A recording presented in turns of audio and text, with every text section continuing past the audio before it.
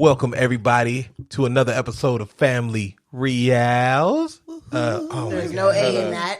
There's no A. You don't know what there is. Reelz? It's totally Reelz. Yeah, you spelled it. I know, right? We didn't even come up with this spelling. I'm cutting you guys off with the applause. Whatever. Yes, this is Family Reelz, and we are. What are we doing this month? It's a challenge. It's not really a challenge, more of a theme, I guess. I guess it is kind of a challenge because I still haven't thought of mine yet. Well, no, you're just challenged. That's two different things. No, the challenge is finding movies that we think the sequel is better or the remake is better than the original. And this was inspired by me since last month we did, we had the Mother's Day theme. Since Mother's Day is that month, we let you guys pick the theme, and you guys pick Mad Moms. So I picked this one based on me because I kind of really hate reboots. So I was like, let's challenge ourselves to find one that's better than the original. Find me a reboot that's actually worth the time. And while we definitely found a reboot that's better than the original, I don't know if it was worth the time. It was this much better. I would say I think it's a lot better. Well, the graphics. Not even the graphics. I think we're doing Mortal Kombat. Yeah. The Mortal Kombat that just came out 2021. I think the R rating alone makes it better. The problem when they made it the first time is they were still trying to market it to kids while also having a game with fatalities. Like, that doesn't make any sense. Although a lot of kids played it, it's really of course not they a game did. appropriate for kids. When it came out, it was a game appropriate for kids because you had to enter the blood code in order to be able to do fatalities and stuff like that. Yeah. And it wasn't easy to find, you know what I mean? We had those neighbors when we lived in Pasadena, and they hooked us up with the blood code, so that's the only reason I got it. Yeah, because I would never have agreed to that. Ugh. Yeah, so it is like the idea. I feel like the problem when we talk about video game movies is that they are really hard to do because with fighting games more so than any, because the story isn't so it's not laid out. It's not set up. It's more like these characters have their backstories and you generally get how they connect. But it's not really a story you can put together with all these characters. Right. It's not like a comic where they have just had an ongoing saga of things happening. It's just it's like, get to the fight. Yeah, because like with comics, the source material is there. You kind of have to pick which story you're going to use. With video games, especially like fighting games, Street Fighter, Tekken, there's a lot of Mortal Kombat. You have a lot of it, because it's kind of like the character is there, and if you go through like the single player with a character, when you beat it, you'll get that character's story. But it doesn't necessarily mean, because you could have, like, especially in Mortal Kombat, because they do this a lot, where you can have like one character story be one thing, and then another character story involve that other character, but it has nothing to do with the story they had. Like, they're just individual stories that you unlock for each character's ending if you beat it with that character.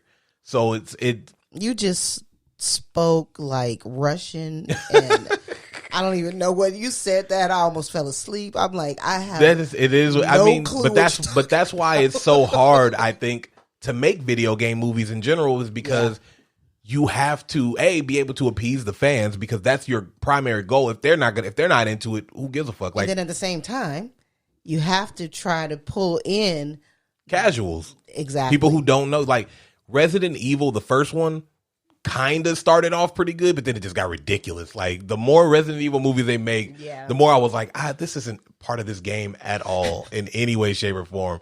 And then of course there's Mario, which we just pretend doesn't exist.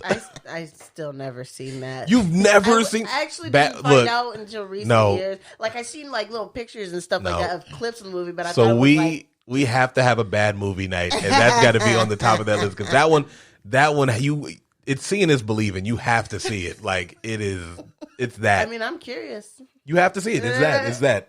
Especially before the new one comes out. So they are planning a new one. It's going to be an animated movie though, so that's like already better by proxy.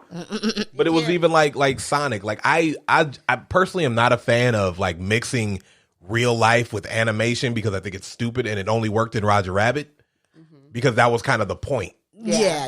Everybody was aware of. Well, because they do it in this Chip and Dale thing, and it's still kind of weird because it's like it looks they're weird. all They're doing this. They're trying to do the same thing that Roger Rabbit did, where they're like, oh yeah, we're all actors and cartoons and stuff like that, but it's just dumb because only Chip and Dale have like different voices and stuff, but all the other characters are still like them outside. It's weird. It's just kind of dumb. I liked Sonic though. I did. Sonic was good. Sonic was really good. I just don't think. No, I don't like the overall, 3D animation. Yeah, with but it did not work in that one for some reason. It worked better when they explained that he was from a different dimension, and it's like, okay, fair. I'll take that. And then Jim Carrey, of course, Jim carried the shit out of that. They did a good job on that, considering like that could have been terrible movie. It was about to be until the fans got involved. Because of that first trailer came out and we saw the way that Sonic looked and we were like, ew, he's got teeth. Like it just didn't look right. Yeah. So we're here with Mortal Kombat, and right out the bat, there's one. While I say I still will 100% stand by, I think this movie is better than the other two that came out. They have a glaring problem in this movie. And his name is fucking Cole Young. Move this man! I hate this guy. I'm sorry, who? You mean Cole Young? Move this man! Yeah, it's just it's bad because it's like the plan is clearly to try to introduce this to somebody who is not involved in any way. You could easily do that with one of the characters you have. That you already have. Mortal Kombat has over like 100 characters in general. You can't tell me that not one of them could be the conduit for this story. You have to make up a character who doesn't make any sense whatsoever. He's like Scorpion's bloodline. Like, it's so... And it doesn't even really, like, throughout the movie, you realize it doesn't really make sense what he does. Nothing he does make sense. No, he was really supposed to be... I think they were trying to make seriously nobody. You know what I mean? Like, in a real nobody way. Then you get Keanu Reeves. Because at least he's a good nobody. You know what I mean? Like, if you look at The Matrix, that's his whole role. He's a nobody. He's an everyman. Yeah. Even in John Wick, he's still kind of like a nobody and everyman. You get him. Don't get this guy because Keanu Reeves will make you believe his everymanness. This is true. This guy can't make me believe absolute shit. You can't act. Nobody in this movie can act. So much lack of personality. 98% of the people in this movie. There's only like one person who's really killing it, and that is Kano. Kano. And Cobalt. Cabal, yeah. Cobalt. That's what Don't you disrespect. He was the one with the mask. Who was inside that iron thing? Yeah. Yeah. Honestly, you can't see his face, but I felt him. Well, no, you should. You're not supposed to see. That's the thing. Yeah. And I kind of like that. I recognize that voice. I mean, it could be any random New Yorker.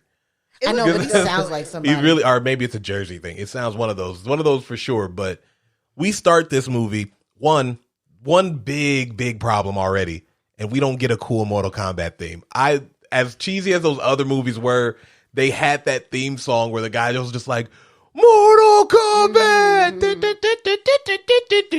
Like, that song is iconic, and it should be here somewhere. They kind of put they kind of do it close to... I wanted to hear that yell. Mortal I did too. Kombat! I wanted to hear that. I feel like I don't care what you do with the remake. I don't care if you're trying to serious it up. Yeah. You give me that scream, dude. Like, they did like a orchestra. There wasn't really anything in this one though. Like, I would love to see more movies just scream the title of their name. Just in general. Yeah, like Sense and Sensibility. Wow. Love and Basketball. Really? I don't know about that. That's a little. It's not the same. Detective Pikachu. They can't all just yell it like that.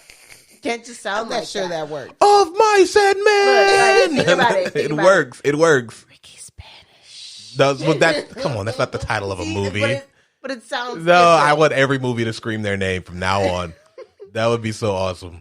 Every movie, you guys are on notice, Hollywood. That only works with this and Power Rangers. But do they say that?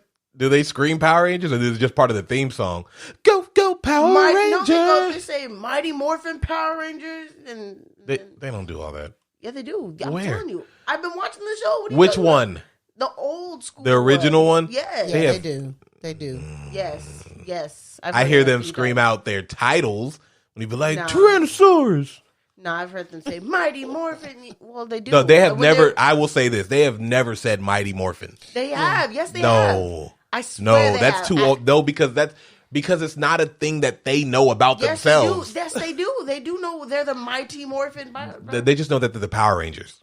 They're not Mighty or Morphin. No, that's just the title. Watch me find that. I'm telling you, I've been watching. Show me when you find it. Show me. I'm gonna show you. Show me. I'm gonna show you. Show me. Okay. I want to hear Jason. I want to hear Jason say the words Mighty and Morphin. I swear. In succession, not separately. Okay. All right. Whatever. We'll see. All right. So this we get this part of the movie, and honestly, it should be the entire movie, which is Scorpion Begins. Yeah. You know what I mean? Like, this would make a much better movie in and of itself. Like, we get this scene of him, we get to see him with his family and stuff like that. It's his name is Hanzo Hisashi, part of the Shirai Ryu clan. And it's that stuff that they added later on into the Mortal Kombat lore, but it is cool to have it in here because it gives characters more depth. And he's just chilling with his family and shit. And that's the thing. Like with Mortal Kombat movie, you want to see more of the two main characters. Yeah, you got to see more Sub-Zero and Scorpion. Sub-Zero. It's insane. You want to see them more. That there's not as much in here as there should be, because it's like, you're right. They're on the cover of the goddamn movie, for Christ's sake. They're faced side by side. They're pretty much the cover of every game, Mortal Kombat, except for one, and that cover had Melina on it. But they are pretty much, one of them is on the cover of pretty much every Mortal Kombat game. Or the first one had the logo. The first three kind of just had the logo. But after that, they were on the cover of pretty much every one. How are they not involved in this movie more? Yeah. You know what I mean? It just seems... They figured if they base it on what their story, I get you. They don't have to have them in it as much. The other two movies do the exact same thing. They are regulated to not even side characters, but tertiary characters, because they don't do anything or say anything. They have no agency at all. They're just guys in this movie to help Liu Kang further his plot, I guess. And that's crazy because they're the two most popular characters. That's like doing that's like the biggest problem with the Street Fighter movie is that Ken and Ryu weren't the main characters. Yeah. How is that possible? How is Guile the main character of this movie? It doesn't make any sense. You know what I mean? You cannot look at your two most popular characters and be like, background. Yeah. Like, that's really what everybody wants to see. I mean, even if was they're that not the one that the Street Fighter movie was Jean-Claude Van Damme and Raul Julia? Right, Raul Julia. Who was so great. I loved him. That movie sucks. I vaguely remember any of that. He just has one of my favorite lines when Chun-Li is like shitting on him about when he attacked the village, and he was like, for you, it was the worst day of your life. For me, it was only Tuesday. And I was like, yo, what? Somebody says that to you, you have to kill yourself. Like, you have no other you have no other option. That is it. But we get back to this, and the family is checking on the other little baby or whatever. And during this, Sub-Zero, a.k.a. Bihan, shows up, and he's just like, so I'm going to kill all of you now. You guys cool with that? No, I don't care. He kills him. Like, well, because even like the kid, he gets in this little ninja stance, and dude's like, oh, okay, buddy.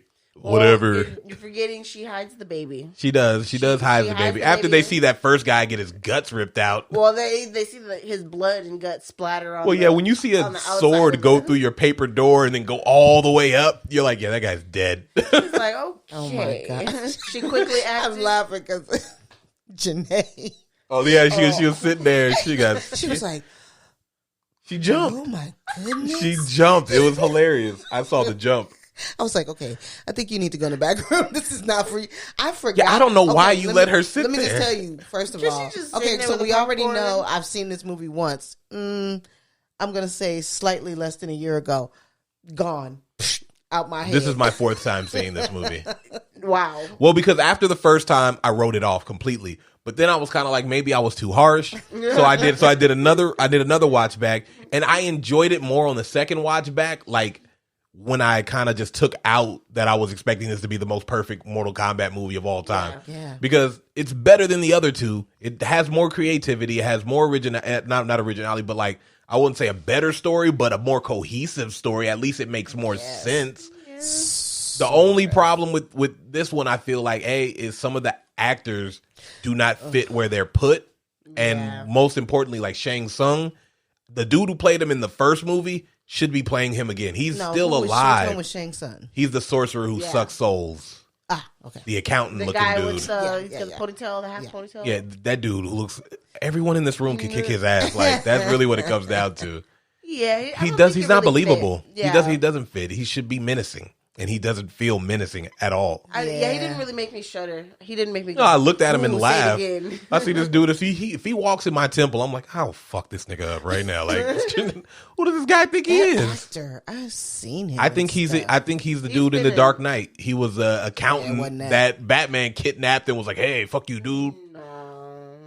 Either that or I'm being extremely racist right now. And I hope that's not it. No, I know. But I do think I I'm saw thinking him about in it. The Dark Knight. I just don't remember. Or maybe it was Batman Begins, but I think he's in one of those movies. I don't know. I know I've seen. But the him. point is, we can't sit there and try to get bogged down by where we've seen this actor because it's going to get to sounding really bad. Okay, so anyway, she hides the baby and she's like they encounter. Well, that's when Sub-Zero or what's his name? Bihan walks up, Robert De Niro, and he's like talking to them about what does he say? He's basically he's just asking them where Hanzo is. Yeah. Where is Hanzo? And she wouldn't say anything. Yeah, because she's down. She is down. I mean, she's not giving up her man. She better than me she's though. literally ride or die Because he could fight.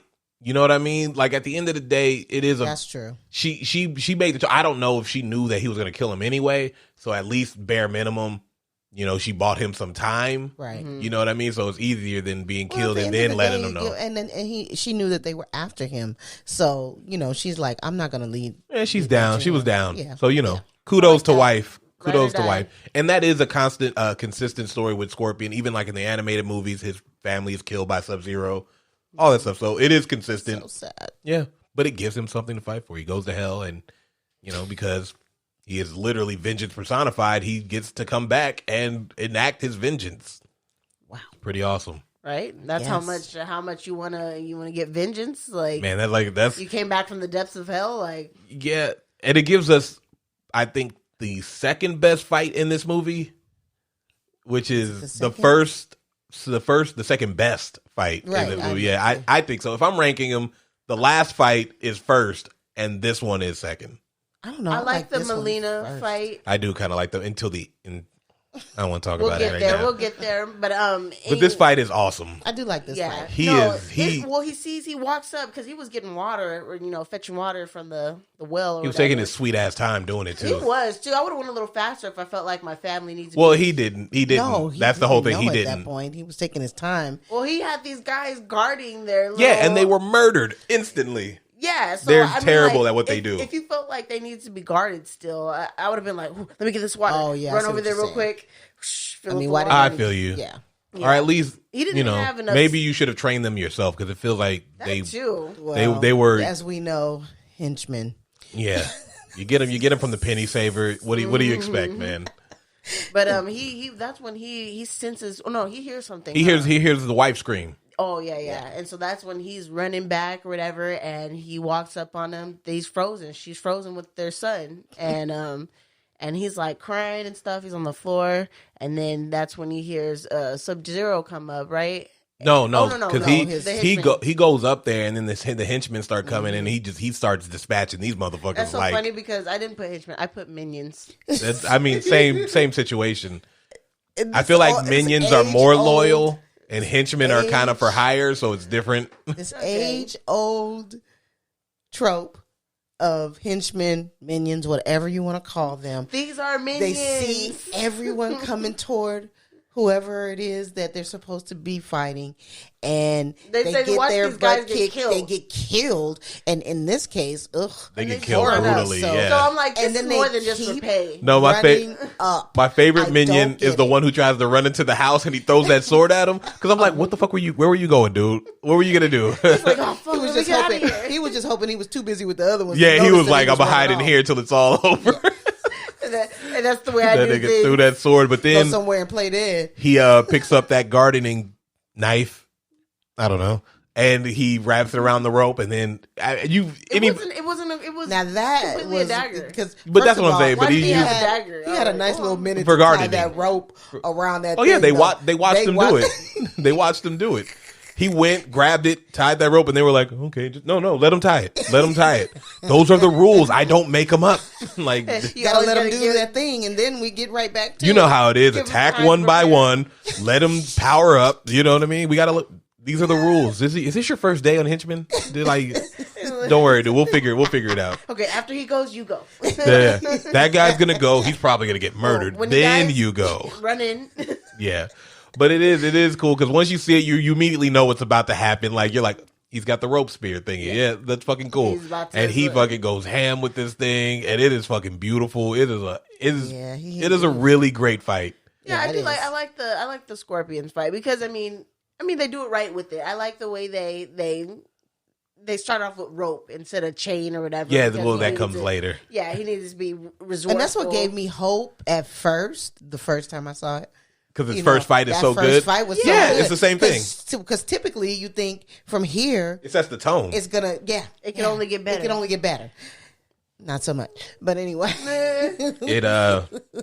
It dabbled in its mediocrity pretty heavily. But so we get this fight. Eventually, Sub-Zero gets the best of him.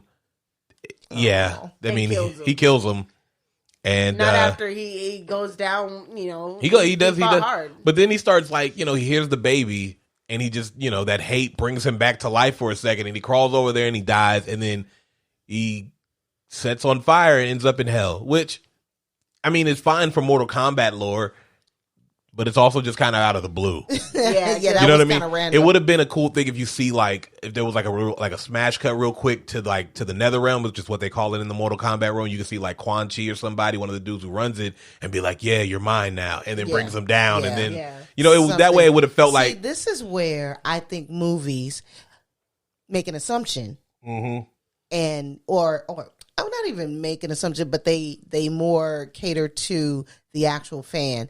So, for instance, you just by what you said, that was an underlying thing that you knew. Yeah. It's probably what was happening. But if you're somebody like me who's not, It looks weird. it's like that Yeah. was random Because nobody Okay. else, because it Yeah. happened to nobody. Yeah. And that's what I'm saying. You kind of need that because especially since this, and like what you just said, it's like, okay, yeah, I know what's going on. Right. But this movie doesn't have confidence in that either because it's constantly over explaining everything. Oh my gosh, yes. Like to a fault because it's like even like that whole scene with Sonya where she's got the fucking crazy people pins all up. She's over explaining nothing. She doesn't know what she's talking. More than what you really need. Like, Yeah. I mean, it kind of extended things that didn't need to be extended. Yeah, it's over. It's just too much because it's like, on one hand, sure, but on the other hand, no.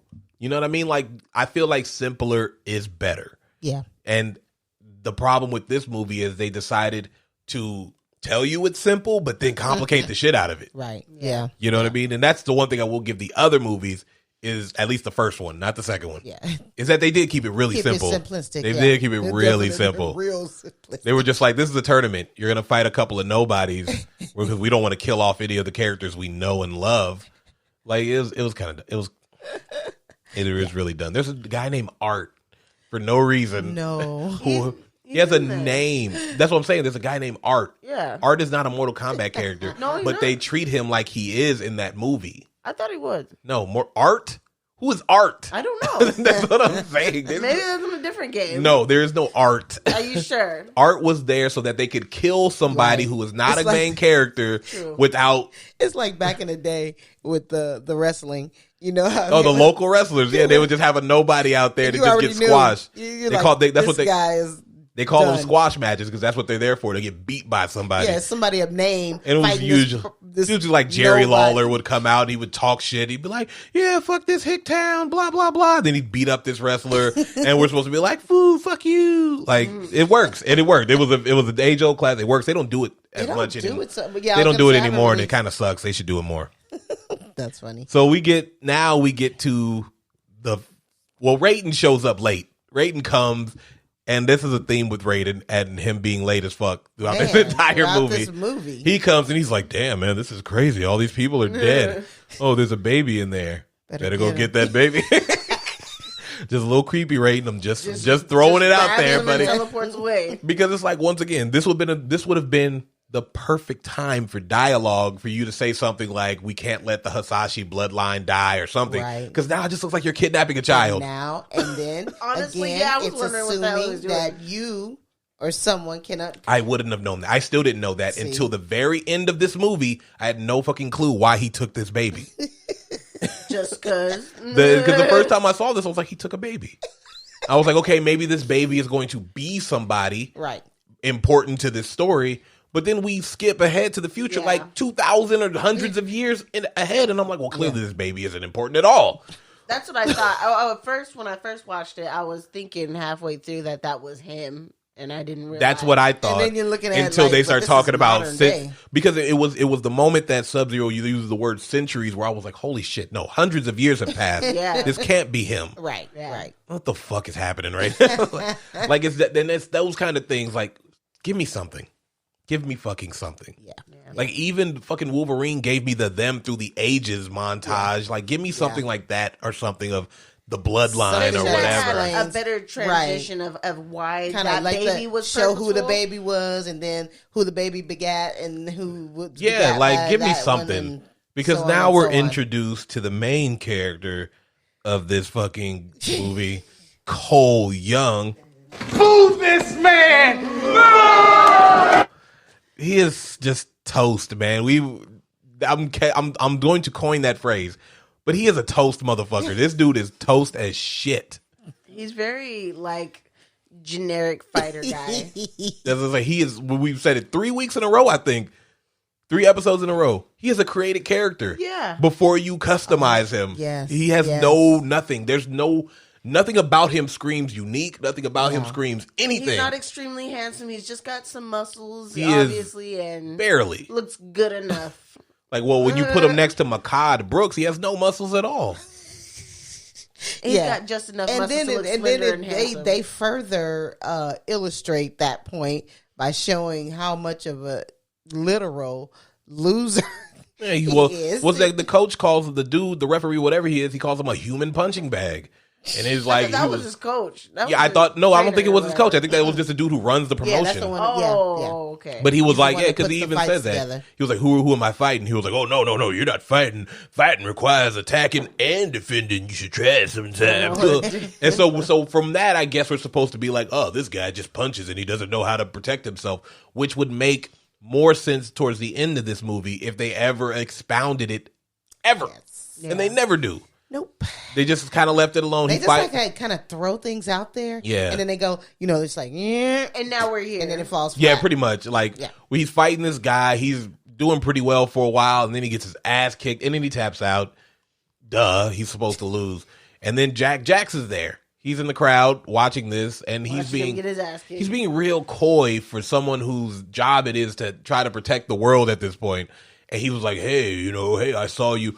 And I was telling you guys when we watched this, I hate when movies do this. When you meet a character and they start talking about that time you won a title. That one time. I fucking hate that shit. One time when that thing happened. 30 years ago? Because they do it in Creed where they talk about, you won that title back in Mexico. Or they do it in so many movies where it's like, yeah, I was there the night you took the title off of such and such and such. It's like, no, the fuck you weren't, you lying. Somebody is always there watching. Shut up. He was like, yeah, that was a long time ago.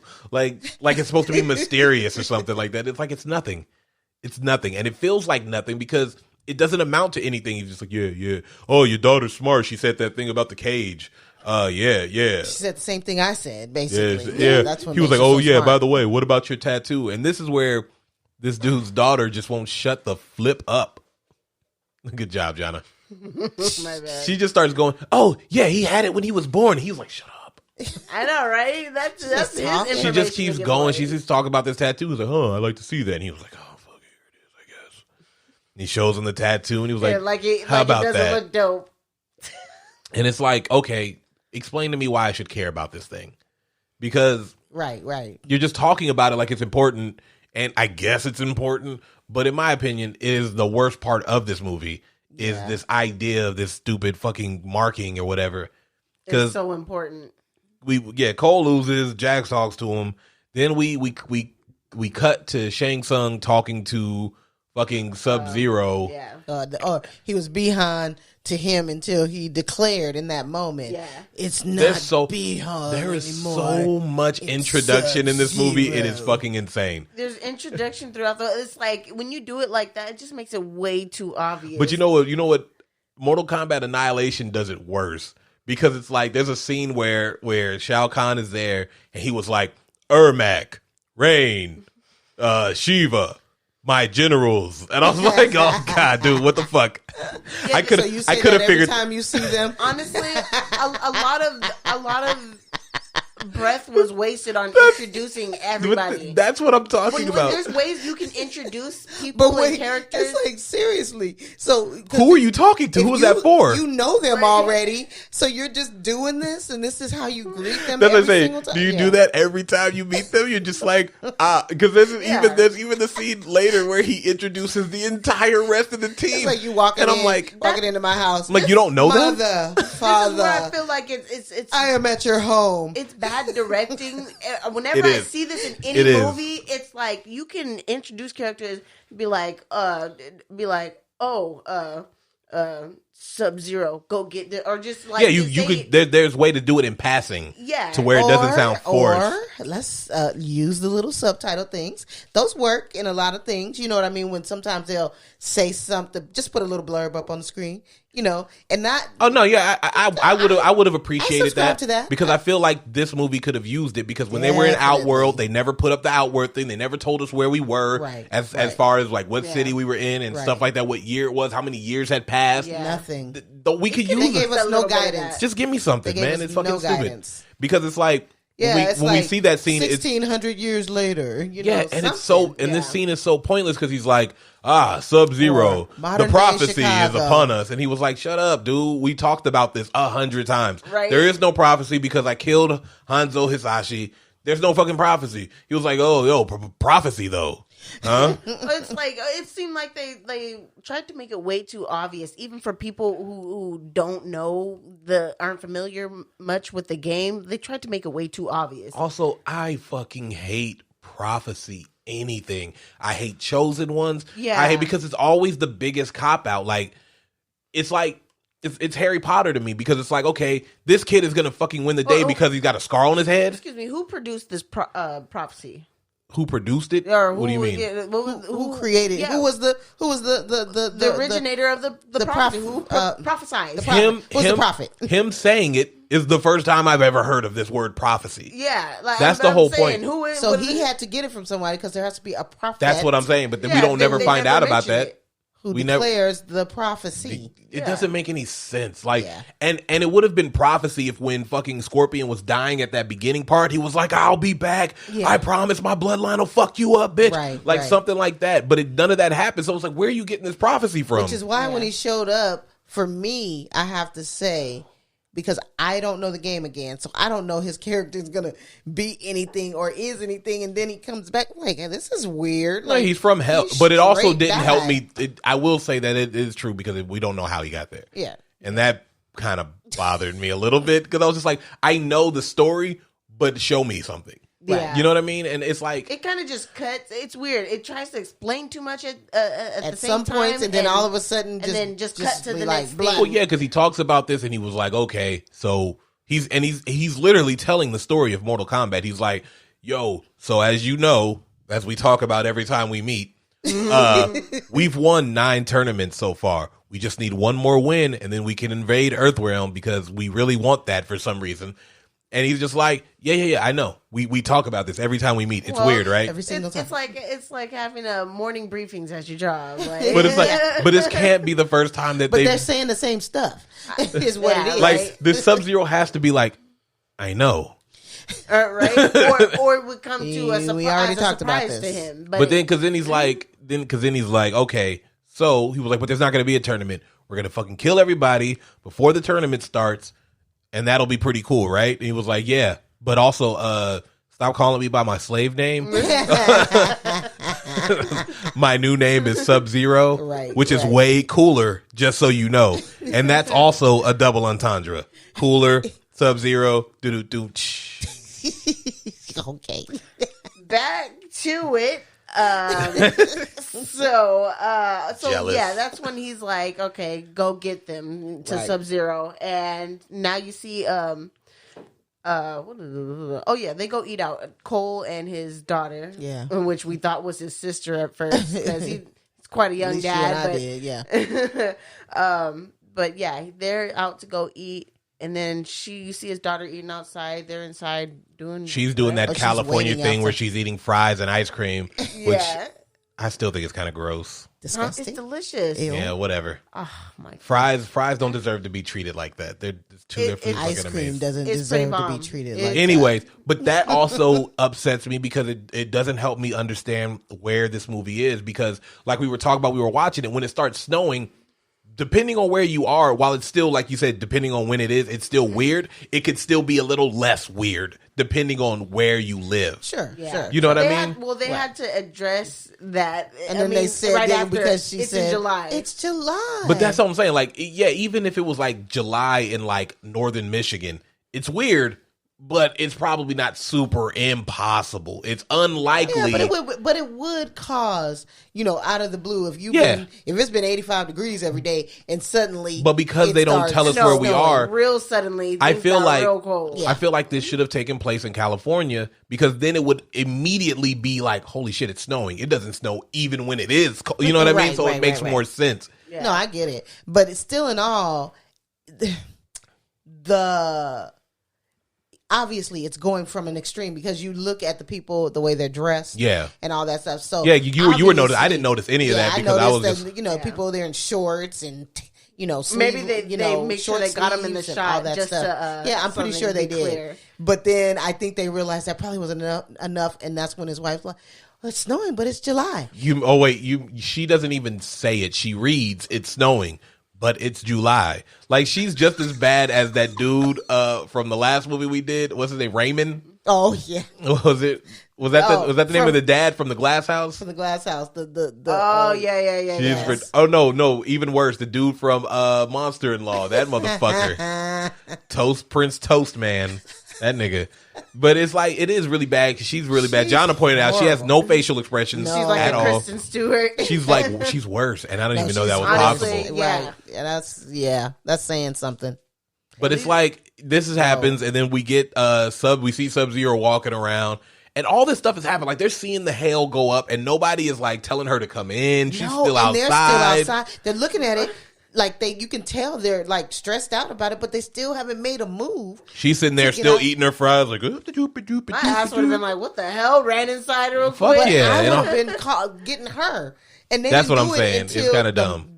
Until they saw that one dude get fucked up. Yeah. Well, okay. It had to get real quick before they did anything. That took me by surprise because I didn't expect, like, just to see the dropping of like him dropping to the floor like that. Because I was like, what the hell?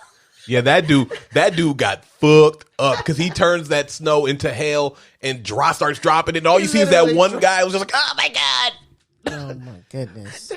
I didn't expect this today. It's just like, dude. Unfortunate. How unfortunate indeed. The dude got poor bystander. Jesus Christ, man! That guy's like, my insurance doesn't cover this. I just know it. If he's not dead, that spine is messed up. Right? He's gonna need a wheelchair for sure. But so it wasn't until. I mean, it just had to get so bad before she's sitting out there, they're looking at her. But that's the thing for this whole movie. Make a move. Between Cole Young, move this man, and his wife, or girlfriend, or whatever she is to him, they both don't react to shit. Nah. Ever. There's not enough surprise in their... There's not enough surprise, not enough urgency. They don't react to anything. The only person who reacts is Kano. Yeah, absolutely. Everybody else is just like, well, that's a thing. This is happening. That's because it's like, okay, so that happens. Like the stuff starts coming down, and then Jax pulls up because he's been following him, and he's like, get in the truck. Nah. He's trying to do that. He's really trying to change his voice to sound gruffer, which is more irritating than anything. Because like, then you should have just got a bigger black dude. Go get Terry Crews, nigga. Horrible. Well, not only that, it's acting. Well, that's the thing. It was the acting. He didn't seem that kind of. You telling me that this movie couldn't afford Terry Crews? They could have, honestly. It would seem like they could have. That's what I'm saying. Go get Terry Crews. He could have done this and done it well because he commits to every fucking thing he does. It's true. You can call it what you want. He commits to shit. He plays a good muscle guy, you know. Oh, yeah. Without a doubt. He was good in Expendables. He was good for the 5 minutes he was in Deadpool 2. Like, he commits. You didn't see that? Yeah, no, I did see it. I remember it now. That's a good one. Oh. But yeah, so it's like, I forgot. Give me a better actor. But give me a better actor than this doof, man, because he's been bad in pretty much everything. God. I was looking at him on, whatever, and he's been in quite a bit. That's what I told you. I told you he's in a lot of stuff. Oh my gosh, he must know somebody because well, he's got that typical. Well, thing. he's got the bill. We need a cheap black dude, black guy with muscles that's bald. Yeah, that's what I'm saying. I mean, and not just like movies, TV shows, all kinds of stuff. He was in Supergirl, and he was one of the worst parts of that show. I don't know if he was just on an episode, but it showed he was in the game. I mean, no, he had a whole arc where I think he was like one of the girls' boyfriends or something like that. Wow. Well, good for him. He gets work. Yeah. Okay. He was in, like I said, he was in True Blood. I watched a good deal of that, and he died the season he was introduced, which is good. I'm cool with that. He was terrible. His name was Eggs. Wow. I don't know. I just, not gonna ask. You know what? I'm not gonna. I think his name was Benedict, so they called him Eggs Benedict, and then all of a sudden he got the nickname Eggs, which was like, that's fucking stupid. Honestly, you idiot. I kind of like that. No, you Eggs. Even when he died, they were like, Eggs. I was like, no, I'm sorry. When I die, you have to call me by my real name. Oh my gosh. Fucking You're not gonna get me sucked into that show. Don't worry about it. I didn't finish it because I checked out. I only watched it because Kiana was watching it. And honestly, there are like interesting stories within the show itself, but then it always sidetracks itself with bullshit. Yeah. So it's hard to really like care once the new season started coming out because we had them all. She bought them, so we had them on like DVD and stuff. She liked them so but much once we ran out of that, I didn't go searching for anything else. I wasn't like, let me go catch up. You're like, all right, that's it for me. I was like, well, I'm done. I'm out. Yeah. It's not really that dope. I don't know. I gotta tell you, and obviously they saved on the actors in terms of the budget. They definitely did. I will say they must have got a steal for Kano because that dude fucking cares. Well, yeah, of course. Because the thing is, even so, he's not a huge name. So that was a payoff. It's like, oh yeah, that's what I'm saying. They got came a up steal. on this one. They paid him as an actor who can't act, and he probably came up and was just like, fuck man, we probably should have paid this guy a little more. He's saving this movie. He came up. Honestly, yeah. Because after, after the movie came out, if you like paid attention to what everybody was saying the exact same thing. Fucking Kano was amazing in this movie. This dude was in it. I mean, to win it. Honestly, it's bad because he turned out to be bad. Well, he's a bad guy. Anybody who knows is like, Kano's obviously going to be a bad guy. Know that. Well, you should have known from the moment you saw him. Well, yeah, he's part of a black group called the Black Dragon. Like they're not going to be good. That's true. That's true.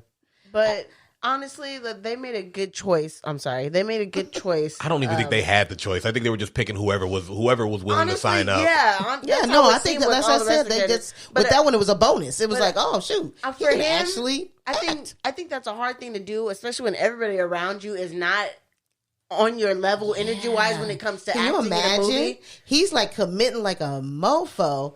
And everybody else is that's hard to do because usually even when you have a good actor with other actors, it can bring somebody else down. That's true.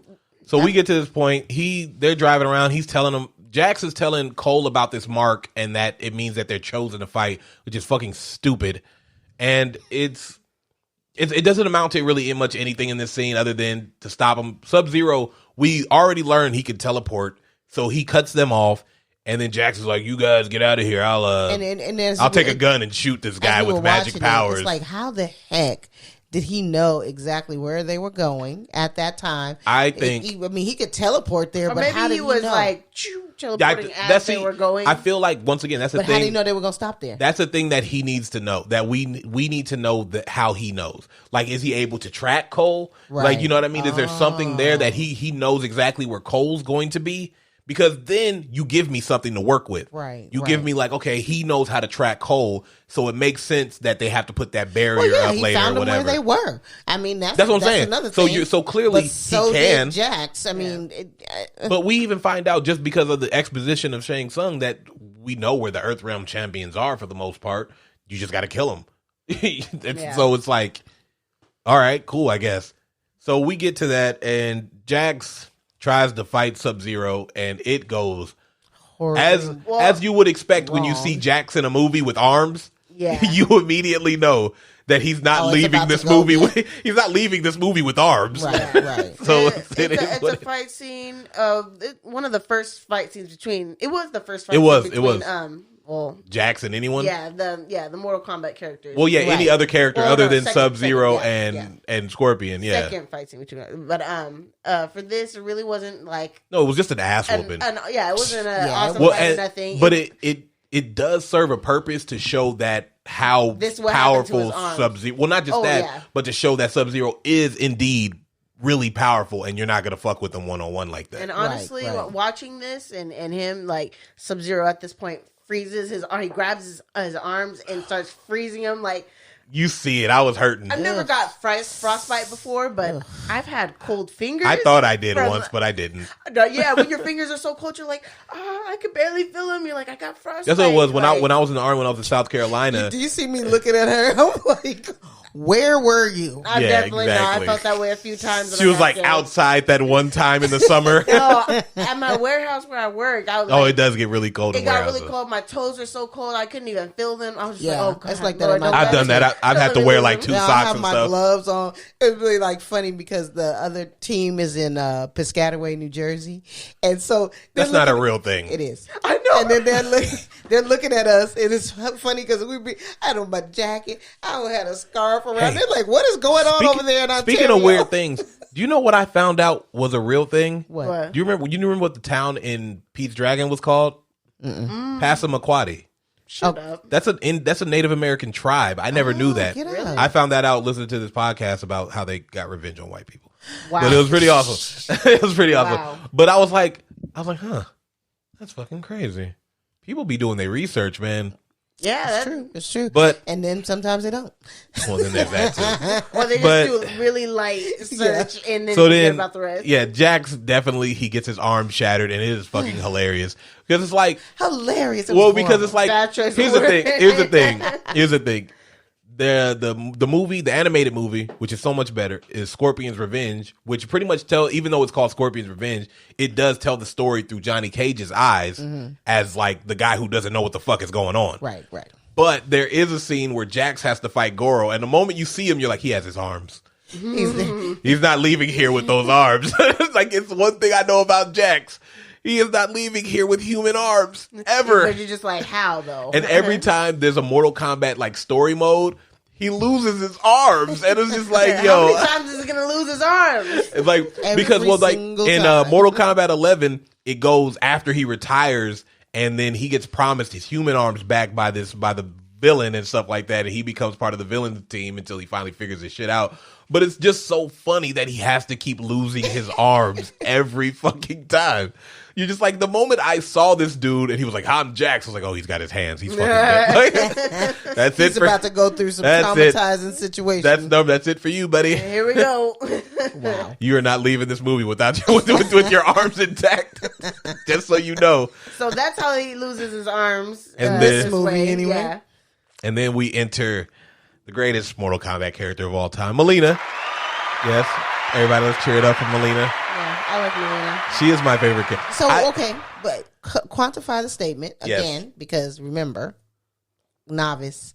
So what does that mean when you say best? What is your take on that? I have no frame of reference for best, but when Mortal Kombat 3 Ultimate came out, she was the first person that I had mastered Okay. as far as like characters go. I mean, were her moves like great in a way? Well, yeah, she had the she had the teleport kick, she had the ball roll, she threw the sides. And I think she's even doper now. She's way doper now because they really like tap into that visceral side of her where she like all her fatalities are her She's just a like savage. eating people's flesh. Ew. Because she's a clone of Katana mixed with Baraka's Tarkatan That's why blood, they both which is wear why. the same thing. So, which is one thing. Like, how do you not have Katana in this movie? Like, it's so Right, I know that name. That's why when you said it, I'm it's like, just oh, weird. Like, it's I was but waiting for her to come in. Honestly, I forgot she it's wasn't in weird that she is working for Shang Tsung because she is technically would be the daughter of Shao Kahn. So and Shao Kahn is Shang Tsung's boss. So it's like her being his henchman it just doesn't work for me like at all because she would be more inclined to try and take him over because she wants to rule. Yeah. You know what I mean? Especially after Shao Kahn dies, she was like, I have claimed Outworld. I am the fucking prince. Maybe I'm the she's queen. working her way there. She's trying to be smart. Well, about it doesn't things. matter in this movie because fuck about Melina. It doesn't. I feel like This honestly, movie doesn't give two shits about Melina. Also, the great to see Melina Black. I don't care. I don't care what the interwebs say. It was amazing for me to see that because she, like I said, she looks good. When you see your favorite character, that's one thing. But then to see your favorite character as a beautiful black woman with fucking crazy teeth, man, look. I was just gonna say, I love her. Her design. Her design was really good. It worked. I loved it. She's I think she's like an Australian too. Really? I looked her up. I follow on Instagram now. Oh, what's her name? She is Australian. Sonia. Sonia. Yeah. See, you were right. You were right. She had I that told little you. twangy I told you she couldn't hide her. She was doing a shitty job hiding her accent. Okay, so where we at? I just no Nicole Kidman. all I put in my notes was Melina. Woo. No, we get to the point where we see Cole. He drives home with his daughter, and Which is dumb. Woman. After he was told to go straight to. Well, not even just that. You have to get them away from the house because it's clear that they know who you are. Yeah, that's stupid. So you would go somewhere like a hotel or something, right? Somewhere. You talk to that coach dude. Like he looks like or sleep there. Yeah, they seem like they were on cool terms. Like they knew each other on a first name basis. Like, hey, I can't really go into too much detail, but where's could the you? wife's family? Shoot, they ain't got no. Yeah, she ain't no orphan. Didn't say she was an orphan or nothing like that. Right? We just know he is. Oh, maybe that's how they met. They're both orphans. I mean, they had a child young. They're probably in the. You don't have to be. You don't have to be lonely at orphansonly.com. No, it's like the Glass House. They asked somebody about having family. They're like, yeah, no, we both don't have any family. Or, wow, what a coincidence. Not impossible. Everybody. No, not impossible. I knew this girl I used to know. Her mom and her dad are both deaf, and that's how they met. Well, yeah, so it's not like impossible that there are groups for people. Not outrageous. Well, no, what I'm saying is that's what I'm saying. There's probably a thing, especially nowadays with like online dating and stuff. He's probably on hey, are you on orphansonly.com? Like some weird shit like that. Maybe they met in the orphanage. Wait. I'm sorry. So let me tell you why that doesn't make sense to me. It makes a lot of sense to me. Oh my gosh. I'm gonna tell you why. Because to me, if I was an orphan, the thing that I would probably long for more is family. I would probably be more attracted to someone who had family. Well, or you would be somebody who understands, like somebody we know in our family who has to make more family because that's what you feel. That's what you do. That too. So it is what it is. Make your own family. Be a boy. Yeah, he finally goes to Sonia, and she almost kicks his ass. And then she's immediately like, okay, cool. Right? Quickly. Because he was like, Jack sent me. And he was like, okay. Like, here's the thing. There's one thing that they do in the military that is for the safety of everybody. And that's they have a question word and an answer word every day. Hey, don't be giving away secrets. No, it's not really a secret, but because you will only know it if you're there. So it doesn't really matter, basically. So it's like, so the question could be like, it'll be a word and the answer will be a word. So you have to use it in a sentence. When you meet up with somebody, you'll say something like if the question is hawk, you'd be like, hey, how many have you seen a hawk today? And the answer might be like anything from like 6 apple hawks. to whatever. Oh. And you'll be like, no, I didn't see a hawk, but I did eat a few apples. Like that's how you know, like, okay, this person is cool because they answered your question with the right answer word. Jack should have gave him that because Sonia was just like, well, Jax sent you. Well, Jax isn't here, but I guess you're cool. Like, he could have easily killed. Anybody could have said he could have killed Jax. Yeah, that's what I'm saying. Jax sent me. He could have killed Jax. Like, there's too many variables that could have gone wrong here for her to just be so trusting. And he comes in the house, and she's like erratic. And like I said, I think her character in this is the worst I've ever seen a Sonya character. Yeah, in game or movie. That's not really her. It doesn't. It's not expounded on. It doesn't feel. It feels like her being obsessed with Mortal Kombat is dumb because originally Sonya was obsessed with catching Kano because Kano killed one of her partners. Okay, so that makes sense that she caught Kano. But her being indifferent. I guess that was the hint at it. But she's really like indifferent about Kano. She's just kind of like, well, he killed a guy with the mark, so I caught him. Because she's obsessed with these marks because she really wants one.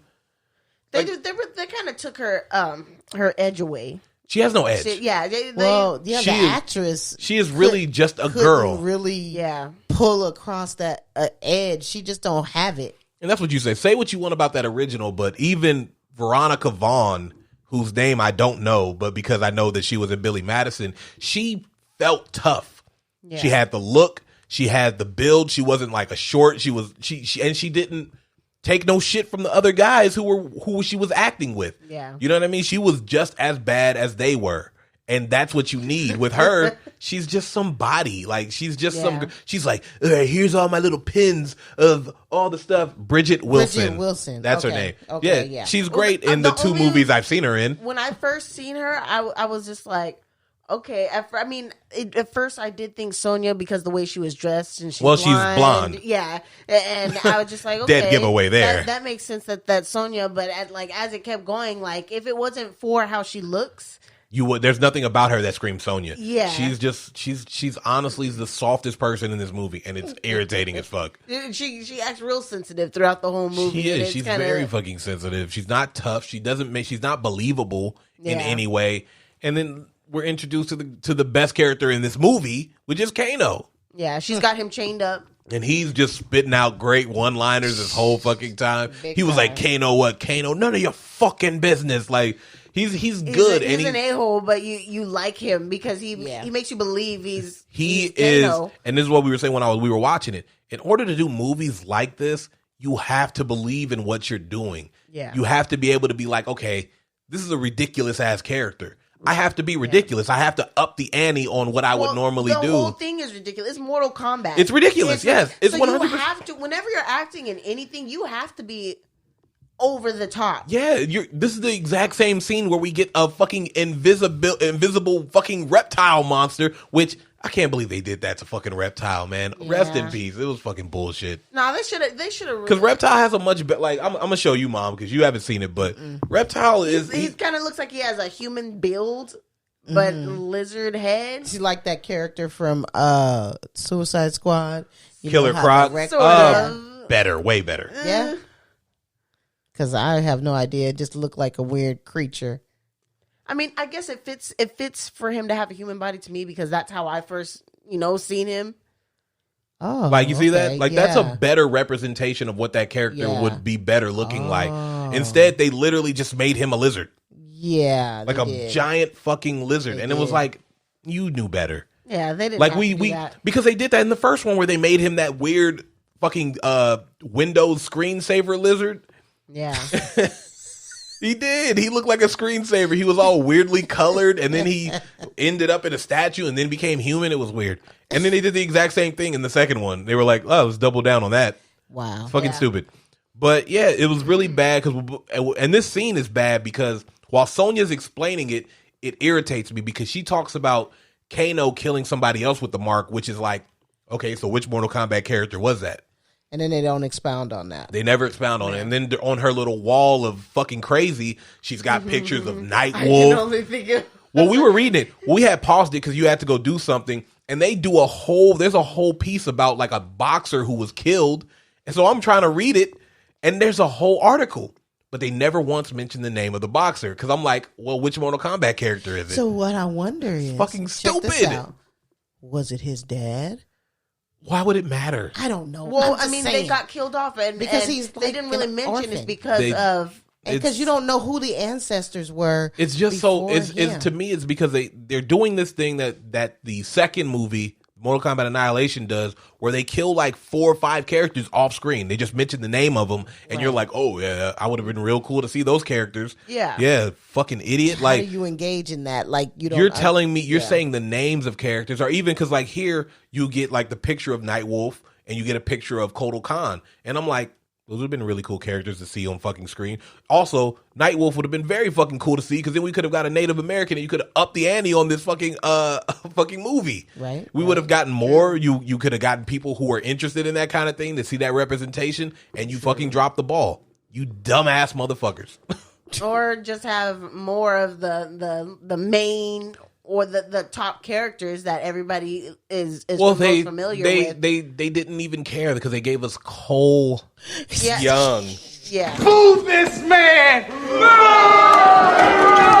They gave us it's like less of the characters once again, we love. it's like you had so many and you decided to make up one. That's what's so much crazy. More crazy, because and there was nothing about him that made it make sense to do that. Well, it's like you said, they tried to do the everyman thing. Yeah, but it doesn't work because he was wussy man. He was just bitch guy. He was just a little bitch. I think they were trying to avoid picking an actual character to focus on more than the rest. Well, I will say the problem with this movie and the previous movies is that they are afraid to kill characters. That's the problem. Right. Because it's like in the first movie, literally none of the good guys die except for Art, who's not a character, so it doesn't matter. Which is why Art was in this movie, so that you can so you can have a death, and it's supposed to feel like, oh my god, we're so sad about Art dying, but it doesn't matter. It doesn't matter at all. Johnny Cage doesn't die. Liu Kang doesn't die. Sonya doesn't die. Katana doesn't die. Those are all the good guys in that movie. None of them die. But they did kill Liu Kang. No, they didn't. In this one. No, that was Kung Lao. Kung Lao. Okay. But even still, like, that's the thing. The only people who die are the villains. Kinda. Okay, you know why I got that mixed up. And it's not it makes sense. Liu Kang, right. Kung Lao. No, yeah, I get it. They switched the L and the K. So it does that. It does that. Because I used to do that too. I'm like, wait, Kung Lao isn't what the fuck? Because when they introduced him, I think it was Mortal Kombat 2, I was like, huh? No, it is easy to get confused. I remember telling somebody, oh yeah, I love Liu Kang. And I was like, no, actually, it's Kung Lao. Yeah, maybe it was Kung Lao. Okay, I get it now. But yeah, so that's not Liu Kang. Reptile comes in. They do that stupid when she's like, throw the knife, and he's like, all right. Like it was. And then she had to flip. She did 100% had to flip. Okay. She kind of does a move like that, doesn't she? She does. No, she does. And that's what we were. I was telling Mom, because when we saw it, I was like, so how the fuck did he know she was gonna do that? Because she was just like, knife, and he was like, all right, I guess I'm gonna throw this right in front of you. All of a sudden they're in sync like that. Like you guys are fucking telepathic and shit. Like, fuck out of here with that dumb shit. Well, and then, he's got the tattoo, so. And then Kano rips his heart out, which is his fatality for Mortal Kombat 1 and 2, I think. And it's awesome because it's Kano doing it, and he makes it feel like something. Yeah. He rips this motherfucker's heart out, and he's like, yo, fuck yeah, bitch. Kano wins, and he's looking at the heart, and he's like, oh, I'm going to put that on my trophy wall. Like, he is like, he's bringing this character to life, man. He's in there. It feels like Kano, and it feels like that's how it's supposed to be. And every time I feel like this movie is like going down, Kano brings it back up for me, because I'm just honestly, like, he saved it in a lot of stuff. He just does stuff where you're just like, thank you, Kano. In a lot of scenes, he saved. Thank you for being here, Kano. Yeah, because you're fucking amazing. Again, the movie overall for me, it's not a good one, but it's better. If he had not been in there, it would have been almost hard to bear. I mean, you would have to check my pulse and everything, because yikes. Yeah, he really lifted the energy that you wanted to see. Yeah. So we get some bullshit exposition here. Yada yada yada. Kano agrees to help them find the Temple of Raiden, because they need to go find the Temple of Raiden. Because I wish you would stop doing that. The Temple of Raiden. But it's like, because he's basically like, why would I help you? Of course he's gonna say that. You know, she did have him arrested, and he even mentions like, yeah, I killed a fucking reptile. I got my face clawed in, which you could barely notice, which was a funny joke.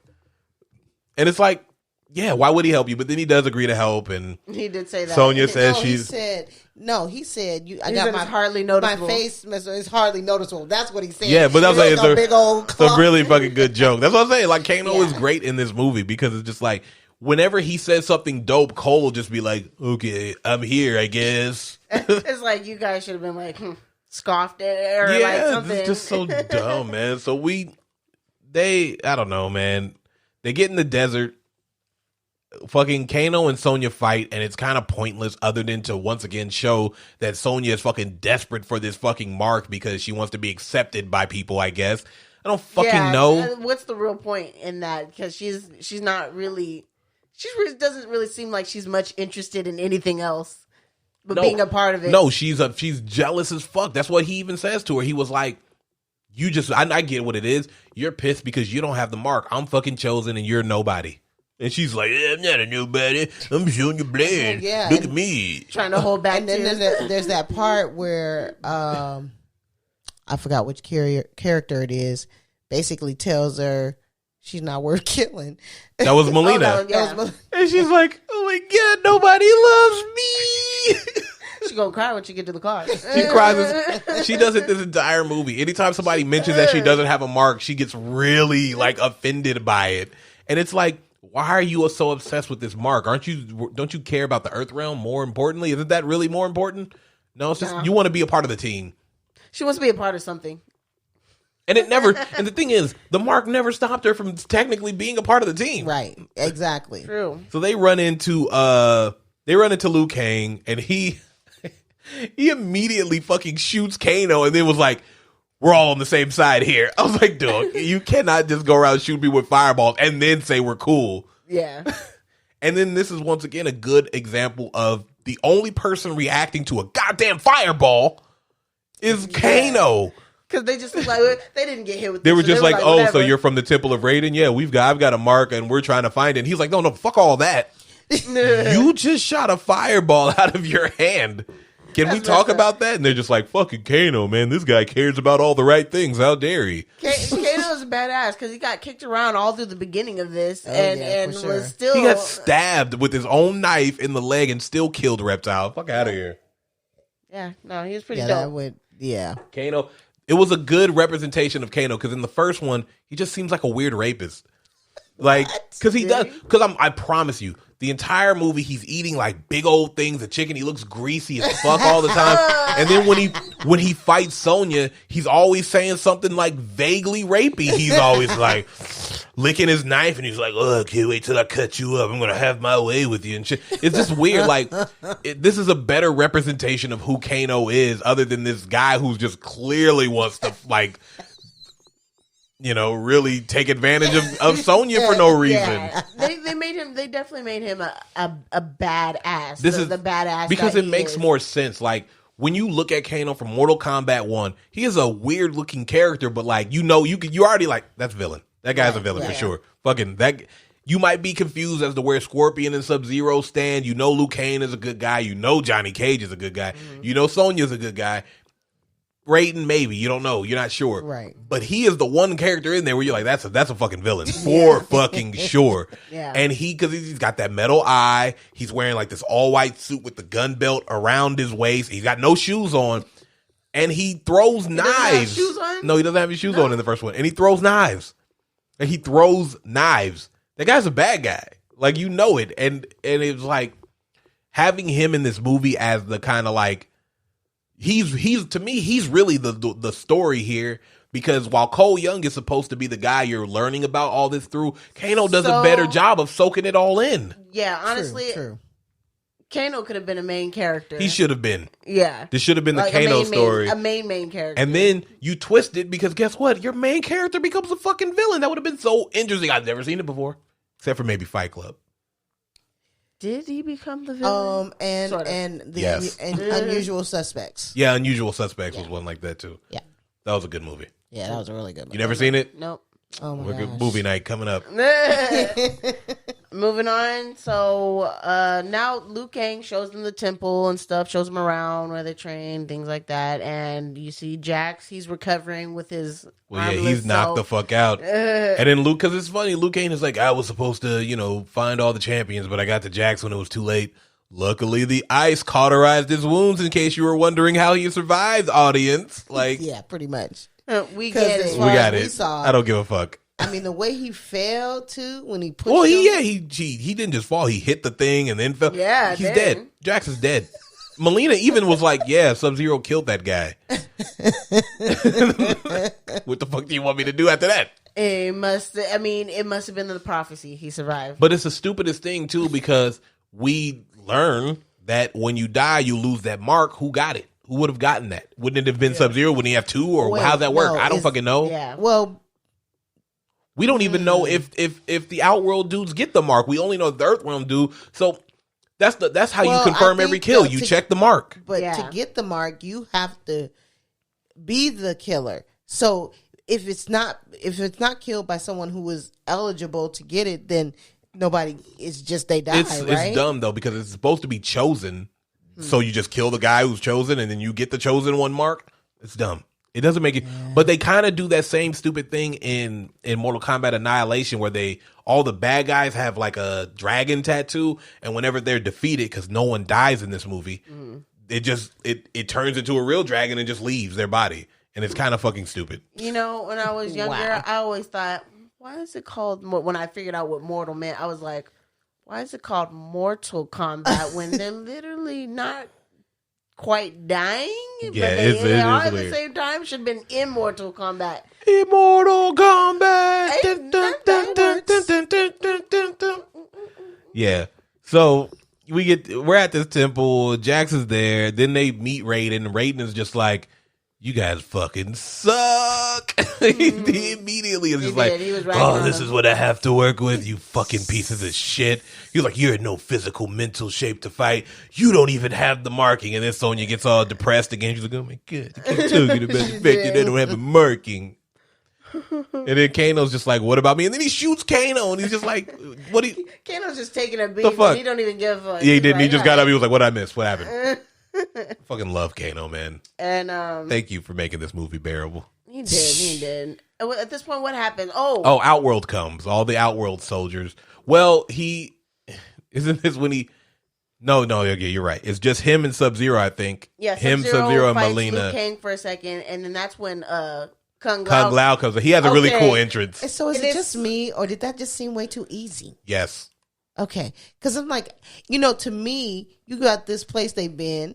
Seems like it's supposed to be a pretty secure place. Yeah. By the way, they had what they had to do to get there. Sorcery. Yeah, but they didn't really in this movie, like, they didn't create explanation or good transition between what they're just like, you know what, this happens. Yeah. Oh, and then this happens. Yeah. And then this happens. Yeah. And that's how it works. Like, you don't know how he found them, how far he traveled to and that's follow what them. I'm saying. He just shows up. He just shows up. Out of all these years, you couldn't follow nobody else? It feels like you would have done that a long time ago. Yeah. And at this point, so I honestly, this part, I love when Kung Lao comes in. He has a very dope entrance, though. Because I don't know, it pleased me because it does look like in the video game, the way he teleports, jumped in and stuff like that. Because the hat comes and then he comes through the hat. It's really, and you were saying it too, because you were like, the dude who plays Kung Lao, it feels like he really did do his homework on the game because he moves and really like the way he fights and everything feels like video game Kung Lao. Yeah. So, I mean, that is pretty cool because it's hard to do. You know what I mean? It really is hard to do. I can but imagine. he does really make it work. Like, he embodied him kind of physically in his movements, and that was something that could be appreciated, Agreed. Aside from Kano and his characteristics. But they never show him teleporting again, and I don't like that. True. He does that the one time because it's kind of his, I think, if you would say, because they keep talking about this thing called the Arcana. You find your inner Arcana, your power. Liu Kang's is apparently fire, and Kung Lao's would be the teleportation. It's not the hat, it's the teleportation. You know what I mean? So, but they only show him do that thing once. Yeah. And it's like, why? Let's do it again. Have him do it more than once. It's They really do They missed in this out on movie. opportunities. It feels like they give up halfway through, where they're just like, we did this thing. Ooh, yeah, they just like it's like they want to hit point, but not expound on it. Pretty much, yeah, I agree. Yeah. So what is that? Yeah, they're basically like getting ready to fight, but then Raiden comes and he's just like, "Yo, you can't be here. You're fucking breaking the rules." And Shang Tsung's like, "Yo, the Elder Gods don't give a fuck what I do." Apparently, they don't. Yeah. Otherwise, there'd be some repercussion or something. You would think. Yeah, he's like, "Yeah, they don't give a fuck what I do, so I'm here." He was like, "Your champions look like shit," and then Sonya's like, "Oh my god, no, yeah, she does. Every they're time talking about me like again." mopey and Yeah. stuff. He was like, "This is your champions." Pretty trash. And she's just like, "Oh my god, why do they keep talking about me specifically?" It's like, Sonya, no one is mentioning you. Nobody really cares about you. Fucking taking everything to heart, man. But that's when Raiden, he activates that force field. I mean, why wasn't that up the whole time? It should have been up already. Right, that's what I'm talking about. You just decided to. You know they got real sorcery. fucking convenient guy. All right. So then we start the training, and Cole is getting his ass fucking handed to him by Kung Lao. And it's honestly, these training montages are whack as fuck in this movie. They are ugly, and they're boring, and they don't really matter other than to show that Kung Lao has a hat that he can control. Yeah. Other than that, there's no reason. And then we do get the spamming of the sweep from Liu Kang to Kano, which is pretty funny. Yeah. You don't know because it's like, well, it's just like a video game thing where he kicks. People do that. Kick. Like if you fight somebody, they'll spam the sweep because it's unblockable for the most part. Oh yeah. So it's fun that they put it in the movie because to kind of just like make fun of that. Right. So I appreciate that. Oh, you said something like, "Is that the only move you know?" Yeah, because that's what it feels like when people do that. I fucking hate you guys, you cheating ass bastards. Like you didn't do that to me. No, I would never just sweep. Why? It's no fun. No, not sweep. But it's no fun. You spam. Of course I spam, but I would spam. But I would spam this moves. This is the kid that got mad. I'll never forget. I think it was Sean who had gotten. I can't remember if it was Street Fighter or Mortal Kombat, but he got a new game, and then I was like, "Ooh, I want to play." And Tracy's looking at me crazy because whatever. Your mom. And then I was like, and I was doing this. He gets pissed. And he was almost in tears. And I was like, "Oh, I beat you." He say, "You're button mashing." Hey, that's the worst. I will say, I know, I hate it. And I will tell you one thing. Like, all Jaden, MJ, all the niggas, they get... This is why I don't be letting people win, because once you let them win, they start getting hype as fuck. They want to try to rub it in your face. They'll be like, "Oh, fucking, I beat you. You suck. I beat you." I was about to kick Jaden's ass. I played Smash Brothers with him I'm like, we were playing. Good at this. I was and then playing. He kicked my ass, and he was gloating he was gloating all over. I was playing Injustice with the mirror the other day. And I'm letting her win, by the way. I'm letting her win because it's the right thing to do. And she gets fucking hyped. And she starts talking shit. Gotta humble him. And I was like, crack my neck real quick. I was like, all right, let's go. It's time to get a humbling experience. And then I handed her ass. And then she got all butthurt she about did. it. She was like, "Man, Debbie cheating." I'd be like, "I ain't fucking cheat. You just ain't good enough. You got to stop." You see, you, and I feel like as an older anything, I'm doing you a disservice if I go easy on you, because you think you're good and you're not. Because the thing is, Sean never went easy on me. No, I had to learn how to hold my own in these shits. And he didn't. Yeah, and it made me who I am today. So fuck you guys. But that's where it comes from. It's like, because when we played games or anything, I never let y'all win. No. Nothing. And it's funny because you see that episode of King of Queens when he's talking about Carrie was cheating when they were playing the games, and then it was like, where does that come from? And then Arthur's looking back, he's like, "Oh yeah, that's probably me," because he would just be like, "Loser." Yeah, I saw that. Yeah. I said that. I used to play me. Clue. Clue was my game. I used to love Clue. Stupid. Sorry. Excuse you? Clue was awesome. You know what? That's spoken like a true stupid person. Doesn't like Clue. I know. Ugh. Are you my kid? Okay. Loser. Anyway, no. we get to these dumbass training montage, Yeah, and stupid. somewhere we get back to Jax, who has finally woken up, and he's training with his baby hands. Got little baby arms. Show him your baby hands. He's got these baby arms, and this is the funniest. Metal baby arms. They look worse than that Cyborg in the Justice League movie. Yeah, oh my do. God, they look shitty because they're just like. He's like, I can't do it. These arms don't work. It reminded me of Deadpool when he had little baby legs. No, that is accurate. It was the hand. No, it was the baby legs. Oh, It was the legs, yeah. He did have a baby hand. I think That's that was what- Deadpool 2. I think it was with the baby. old lady. He touches her with the baby hand. But he does have the baby legs too, and I think that's Deadpool 2 is the baby legs. Right. Deadpool 1 is yeah, the baby arms. Yeah. But yeah, that's funny as fuck because he's got these ugly little wooden hands, and you can see him trying to punch him. I'm like, I don't know what this training is for. Oh my God. Like, because it's not working at all. I don't know what you're doing here. I don't know what you expect to do here. But guess what, Jax? You're fucking useless now, nigga. Well, and then for me, I'm looking at it like, you mean they couldn't have made them longer than that? I'm just like not even understand. That's what you put on him. That's terrible. Not even proportionate. Oh my God. And then in the next scene, we get Takano finding his power, and it's fucking sweet.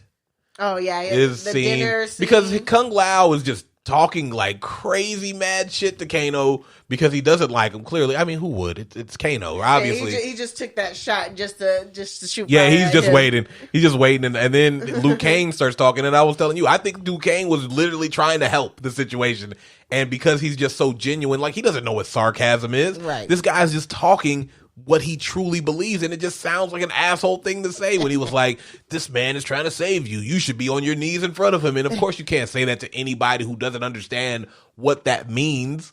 Yeah. He's like, "Well, you tell you what the fuck you just say to me, boy?" Like. Kano was like, how about you two get on your knees and juggle my balls and shit. He started going crazy. And then he get his fucking laser eye, and he was like, I got laser eyes better than your pussy fireballs. I got a Kana and you didn't. He starts clowning on everybody. He was like, it's better than Magic Hat.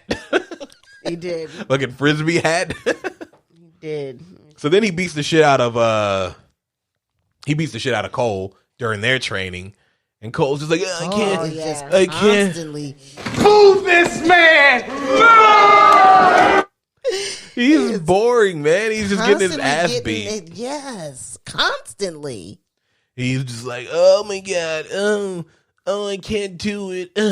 I miss my family. And then Raiden's like, then leave. We don't fucking need you. If you can't do it, why would we want you here? And he was like, I'm gonna leave. And Sonya's like, no, don't give up. I was like, easy to say, you don't have a mark at all. And she's like, oh my God. Again. Oh God, this is over for me. I don't have a mark. Sad face, everything. Well, because they were saying like she can never achieve a Kana. Yeah, because she doesn't have a mark. Which is like, that doesn't mean she can't fight. She beat Kano without one, so what the fuck does it matter? Right. What is that? Yeah.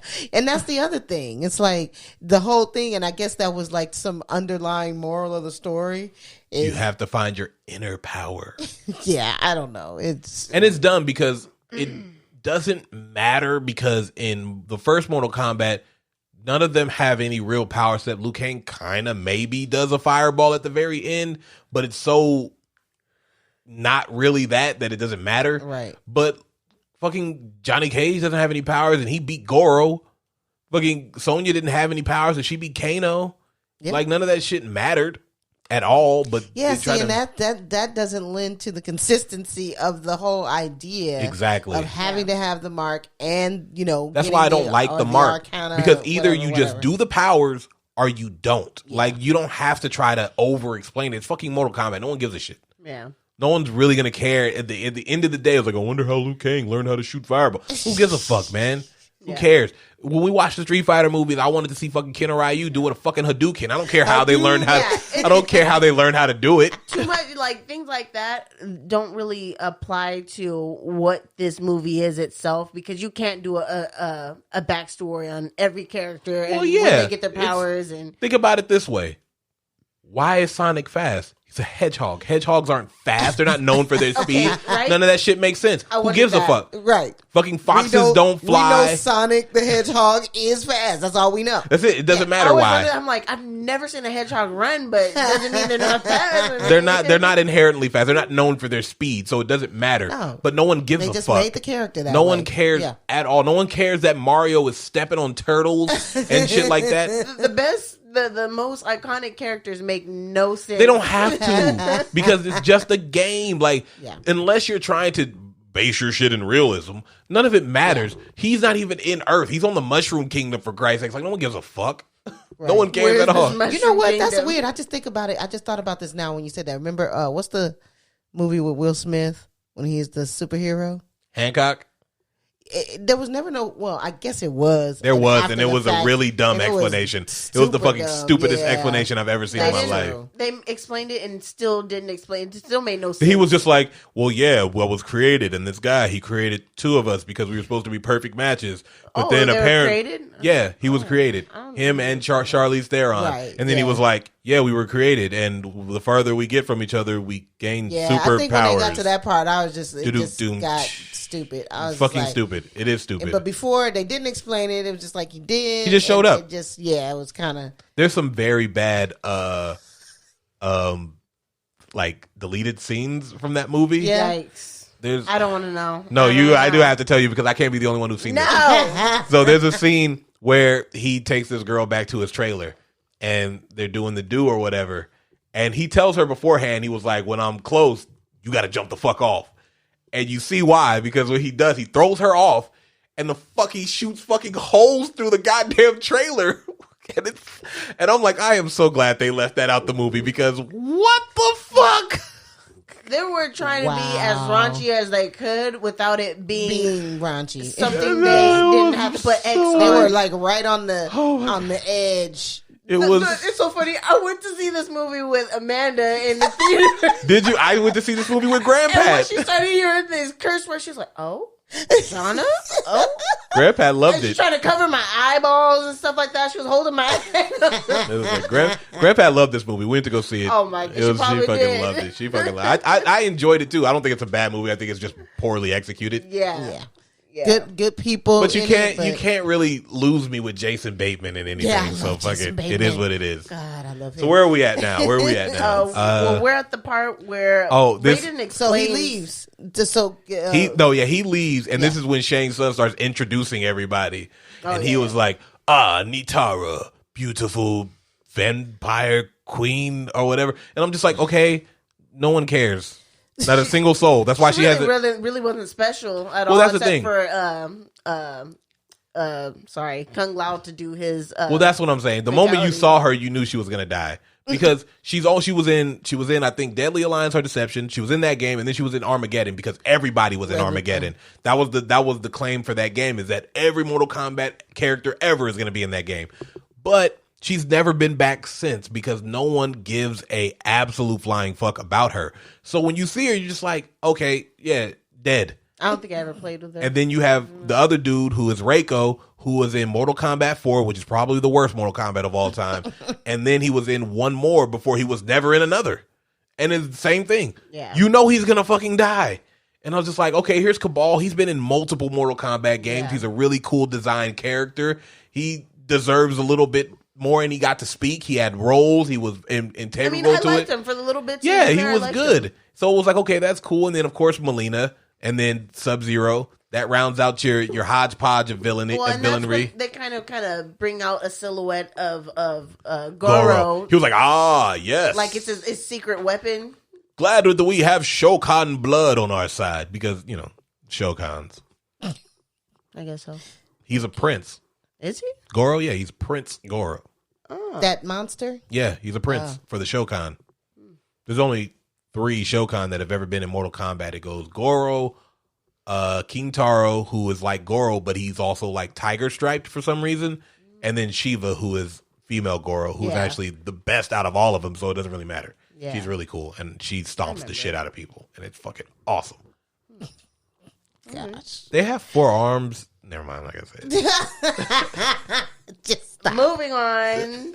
So now we got Cabal. He goes up to Kano, the force field. Well, yeah, because he mentions it even though it's never mentioned. So there's no reason for him to bring it up.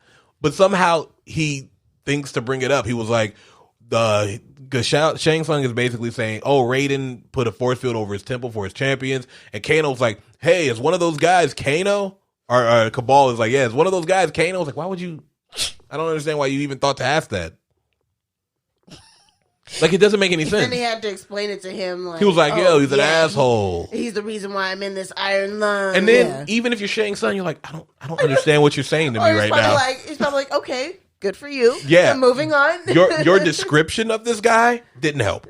Not at all. Yeah, I don't care. I still want him dead. You described him as an asshole. Could be anybody. Right. And you said he's the reason you wear this iron lug. I don't know your story. So what are you doing here? Least of all, I care. And they didn't expound on it. They didn't. He was just like, okay, I'll go talk to him. He was like, yeah, okay. I still don't know who you're fucking talking about. But you do whatever you feel you got to do, buddy, I guess. Right? And like, do you really think he cared that much? At this point, so this is when he goes to Kano and he talked to him at that force field. And because Kano just happened to be walking around it. Oh, but of course, luckily for Cabal. Yeah, right at that same place. That's so fucking stupid. I like when they just shoot a scene in a one specific spot whenever they come back to it. He convinces Kano to shut down the force field, and Kano does, and then we simultaneously get like 5 fight scenes at once, and it's fucking distracting. There's a lot of fight scenes throughout this movie, and no, that's the thing. There's not, and it's worse because all the fight scenes happen at the same time. Yeah. So it's that's what I'm saying. Because we get the Sub-Zero one, we get the Sub-Zero Scorpion at the beginning, we get the reptile thing. Mm-hmm. We don't really get a fight scene. We get the kind of the desert fight scene from Kano and Sonya, which I don't count because it's not really a fight scene at all. It's just them tussling. Right. Yeah. And then until then, we get the Goro versus Cole, while also we get the Outworld versus all the Earthrealm dudes all at the same time. It's going on. Yeah, so it's literally one fight scene. It's so distracting. It's a big clusterfuck. It is a clusterfuck. Because then it's like, once again, we get back to the world's worst acting family in Cole Young. Move this man! And it's just like, Goro comes. Just got scared. I'm sorry. Oh, God. It's I so wasn't dumb. ready. Because he hears something going on in his shed. He's like, hold on, wait, right here. And it's like, first off, that's never worked in any movie ever. Gosh, ever. No one ever waits right there. And then Goro shows up. What's the point? What's the point if you're supposed to be the most protective person and you leave the people who are supposed to be protected, arm them or something? Yeah, pretty much. You can go. If something happens to you, they're friggin' doomed. Yeah, so we get it's while this is happening, also Sonya is fighting Mileena. She's getting her ass whooped as she should be because Melina's awesome. We get Cabal fighting Liu Kang, and Cabal, he has the super speed, so he's got the advantage. He's beating the shit out of Liu Kang for the most part. Mm-hmm. Kung Lao isn't fighting anybody. He's just chilling. Well, until that part where Natara comes in, he brings in Natara. Reiko is fucking just hammering Jax's little baby hands. He is just beating the shit out of this guy, and he's just like, "Oh God, I can't do anything because I got this baby hand." Show him your baby hand. But I like this part honestly. Like, although I do like the Mileena fight scenes and stuff like that, I feel like they could have taken it to another level. They were afraid, but they can't because you can't kill any of the good guys. That would just be crazy.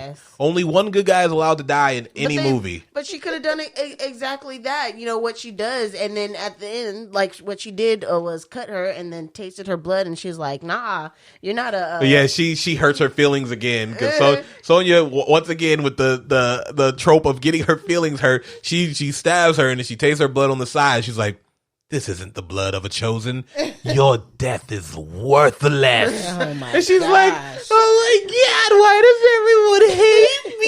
It's like she heard the echoes. Worthless. Oh my God. It reminds me of the Brave Little Toaster. The world's most depressing song in a kid's movie was like, "You're worthless." Oh my gosh. When all those cars, have you never seen that? No. I remember. It's all those cars at the junkyard, and they're singing this because that's where all the toaster gang end up in the junkyard, and they're all singing the song about how worthless they are. While they're getting crushed by all the equipment and stuff. Dang. It is fucking depressing. It is depressing. fucking awesome though, but it's depressing. I know I've only ever read the book. There's a book? Yes. I didn't know that. Me neither. I only knew there was a movie. The Little Toaster, really. They're worthless. And there's it was nothing you can do about it. I remember that. It was a picture book. It wasn't. Well, I figured as much. It's probably like the Little Engine that could. I'm Yeah. sure it's not a fucking chapter book about all the growth the Little Engine does. But yeah, so we get that, and then once again, fucking Kung Natara shows up, and because Shang Tsung is like, that's it, I'm here to end this, and he calls in Natara, and I'm just like, she's gonna fucking die immediately. And she did. She didn't even stand a chance. He basically cut her in half, which is one of his fatalities. It was pretty fucking awesome. And then he goes, flawless victory. Yeah. I mean, I liked it, but I don't know. There should have been a voice out in the open or whatever. Well, yeah. That had the Mortal Kombat voice or whatever that says all these things. Honestly, to me, now again, silly that shit novice. That's what I was gonna say. Yeah. And do those things, all those voices that were on the game, coming from out of wherever. Yeah, I don't mind. Yes. Like, do it. Silly that shit up, man. So they have somebody keeping track. Like, so there's a Fatality. voice in there, and you'd be like, okay, this is a part of the tournament. I hear this voice in my head yelling out. It would have made more. It fatality. would have made sense, but we don't actually do a tournament, so it doesn't matter. This is true. It's fucking stupid. But We we about do the that. tournament, but we don't. Yeah, do anything Kano in the starts beating up on Sonya. Kinda. He just throws her and then shoots a laser at the statue, and it falls on her. Apparently, it didn't do anything to her, so it doesn't matter. Yeah. because Jack. Should have crushed a couple. She literally organs. looked like she was taking a nap, and then Well, he yeah, lifted it off of her, because and then she's Jax comes in with his baby hands. Jax comes in with his baby hands. the same thing. Jax comes in with his baby hands, and he's trying to lift the thing off of her. And then he finds his power, which, luckily for everybody, is just metal arms. oh gosh, Is just metal arms. yeah, But that this was is when, crazy. well, this is when he upgrades, when he lifts up the thing, and it just all of a sudden, suddenly, like it took for it's him like to muscles popping out, except it was Metal arms. Yeah. Yeah. but it was like, and no longer were they baby hands. but it took your baby hand. I didn't get scared this time. No, but it took for him like what to do a good deed. That's what I'm saying. So gain his because upgrade? my biggest problem with this entire idea of this Arcana situation, this mark, is that it's inconsistent as fuck because you have to find your Arcana, correct? So if this is Jax's, Jax has to find his through perseverance or whatever the fucking moral of the story is here. Right. That's fine. If Cole has to find his through whatever way, if everybody has to find theirs through whatever way, that's fine. Why, when we get fuck it, it doesn't matter. We can jump around all we want. When Sonya kills Kano, she just immediately masters her Arcana. She didn't have to go through anything. She was like, I killed Kano and I got it, I guess. Yeah. Cool. Like, it's fucking stupid Yeah, that it's happens that But way. it doesn't even show the transition of her figuring out what it No, was we exactly. see it when unfortunately we have to watch Melina die. Yeah. Never But it doesn't forget. make. But again, it Never forget doesn't what to make do. sense. It doesn't. No, I feel like she's one of the consistency. characters that should have been spared. She should have been. In this one to go on to the next She one. should have been. But as we see, just like because Scorpion, for instance, and his resurgence, what stops them from another movie? It depends on the character. Because Scorpion gets to go to the Nether Realm and where he learns how to control the Hellfires and stuff like that. He's eventually sent back by Quan Chi to do something completely different, but he goes off track to go kill Sub-Zero. Right. That's the whole point. But what I'm saying is, in the case of Melina, because she is a She main won't. character. No, She doesn't. The problem with it, like the games, even though the story, since I would say 9 and 10, they've been more consistent in the storytelling and keeping it, whatever happens in the previous one is still canon in this story mode. Oh, okay. So Melina dies in Mortal Kombat 10, and she's not brought back. She's a DLC character in the game, but she's not part of the story in any way. Oh, so okay, she's dead, which fucking sucks. But because she shouldn't die so easily. No, honestly. but she's just like, she's one of the most, as far as like character development and like motivations and things like that, she's one of the more interesting characters in Mortal Kombat because she has so much going on. She has Kitana, who's her sister, Shao Kahn, who's her father. She's also a clone created to replace Kitana in case Kitana died. Like, you know, so much of this stuff that goes on. But then she also has like agency of her own, where when Shao Kahn dies, she's like, well, I am rightful heir. She starts taking over. She has her own cabinet. She does stuff like, it's way better than what they kind of like shown her. Because even in Mortal Kombat Annihilation, she is literally just there so she can mud wrestle with fucking Sonya. And it's like, who wrote this shit? Right. What pervert ass motherfucker was like, you know what this movie needs? A mud wrestling scene. They really did a mud wrestling scene. Not even joking. Wow. They're just there, and we get Melina and Sonya fight in this wet pit in a desert. Mind you, we're in a desert, so there shouldn't be water anywhere, but there's a mud pit right there. So happens. So they can wrestle there, and they can fight it out in the mud pit. Well, how does quicksand happen? I don't fucking know. What are you talking about quicksand for? Well, mud. I don't know. Yeah, I don't know. I don't know what you're talking about. But that's just it. She's trying to explain why there was that in the desert. That's her agency. That's her whole role in that movie, and it's just so that they could be like, Kitana, and she's like, you wish, and then they fight, and it's mud wrestling, and then she beats her. That's the last we see of Melina. And it's fucking stupid because I feel like the problem with this thing is I guarantee you that a gamer could have easily wrote a better script because they know the story. Right. You know, somebody who loves it could have easily wrote a better script. It probably wouldn't be the best movie because, you know, that takes a different set of skills directing wise and stuff like that. But they could have wrote a better script. Well, somebody just saw the novelty in Mortal Kombat. Well, somebody vaguely skimmed through the last movies and was like, we could do this. Right.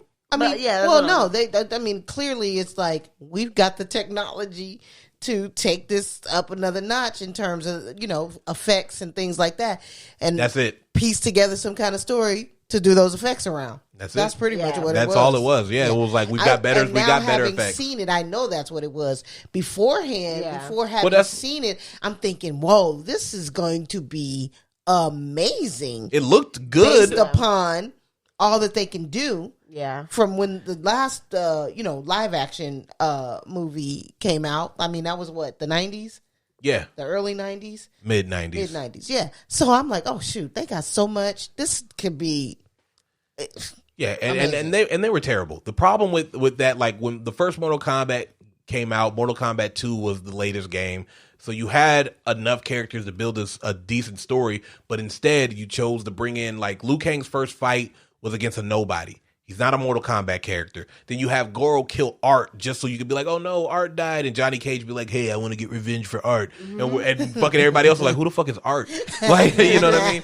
And then the second one shows up. That's around Mortal Kombat 3 is out. So now you have more characters to play with. We still don't do shit with it. Right. We kill characters off screen. Right. Fucking Shao Kahn kills Rain literally in seconds. It's like, it doesn't make any sense. Shiva never gets to fight. She jumps into the fight and then she's killed by a bird cage. Like, all of that shit is dumb as fuck because they are so afraid to just kill people in these movies, which is based on a game about killing people, that we just end up with too much movie. Yeah.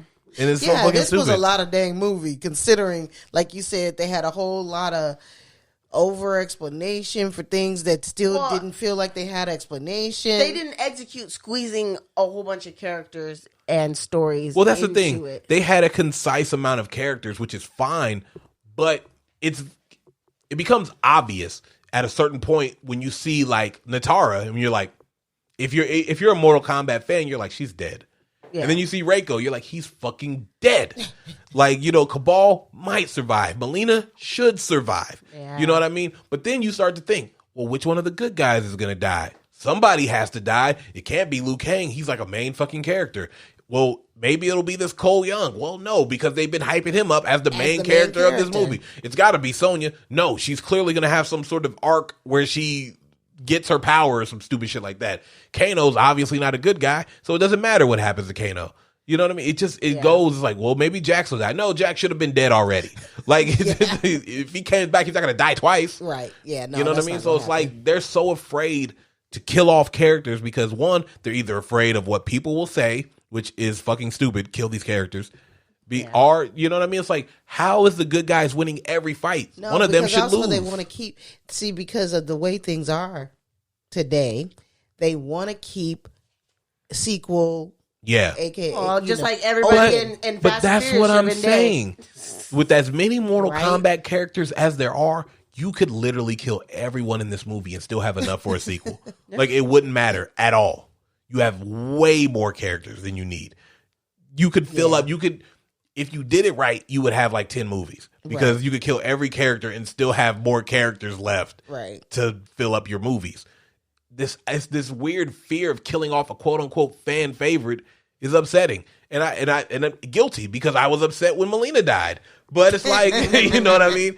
But at the same time, if you make it make sense and it's coherent and the sequel continues to expound upon what you already did, who gives a fuck? Right. Yeah. You know what? It's funny. I saw in a movie, the first time I saw that happen, like a main character, and it was within the first 15 minutes. It was Robert De Niro in not Heat. It was another movie, and he got Eddie Murphy was in it. Dang, what is this movie? But anyway, he got killed in the first 15 minutes. You like, because he was, when they, the movie was being all the trailers, Robert De Niro, because it's a huge name. Yeah, I was just like, and it was crazy the way it happened because you thought for sure, how things happen at the last minute, whatever. And it's like they freaking killed him. That's like they want you to do that. I was devastated. Like, they want you to get attached to. That's like the other guys when Samuel L. Jackson and The Rock died. But it wasn't comedy. Yeah, that's funny though. It was. I'm the type that gets definitely attached to characters, and I'd be mad, even if it's a villain. But I think that's a good thing. I think that you shouldn't, as a creator, you should never be bullied by your fan base to not write your story the way you need to write it. Because it's like the same thing, like people who are so pissed off at like people dying in Game of Thrones was like, okay, so what, is everyone just supposed to survive into the end? It's fucking boring as fuck. It takes away what the stakes are. Like, I mean, the stakes should be high. People need to die. The whole thing about Mortal Kombat is, Showtime. That was the name of the movie. That's a good movie. Yeah, but that's what I'm saying. Like, people need to die. Otherwise, the movie feels like it has no stakes. Yeah. And this movie, honestly, feels like it has no stakes for the longest time because it feels like we know that the good guys aren't going to die. Yeah. Because when Goro is beating the shit out of Cole and he finally understands his power, which is vague as shit, he gets this suit of armor. I said, I feel like they just copied that Black Panther kinetic energy suit where every time he takes damage, he can release it back. But they do it. And then they never bring it up again. They never light up his suit again. They never bring it up again. They do it that one time, and she's like, "Do the uppercut, dude." And he does the uppercut, and it's like, okay, that was it. We'll never see that. We'll never see that effect again.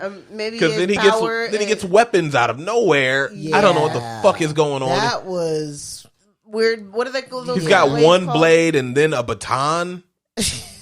I thought they were both blades. No, one was a baton. Really? One was a baton, and one was a blade. And because he cuts him with the blade and then pokes him with the baton through the eye.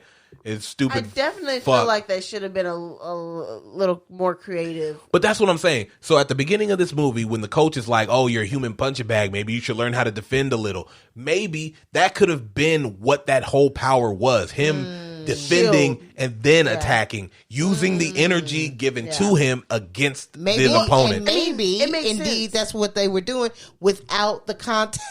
But that's what I'm saying. Yeah. They don't bring it up. Like it's one thing. Like things that if you're going to do that, you have to make it more obvious. When he's training, the training should be like, "Hey, you're doing a lot of attacking, but they're kicking your ass because you're not really defending." Yeah. Right. Like make that be a thing that he had to learn, so it's at least it feels like something. They over-explain the things they don't necessarily need to, and they. That's what I'm saying. It's so weird. I didn't need Liu Kang's backstory when he was like, "Hey, what happened to you?" He was like, "Oh, well, I was an orphan. I was a piece of shit, not like Kung Lao, the chosen boy, pretty boy over there."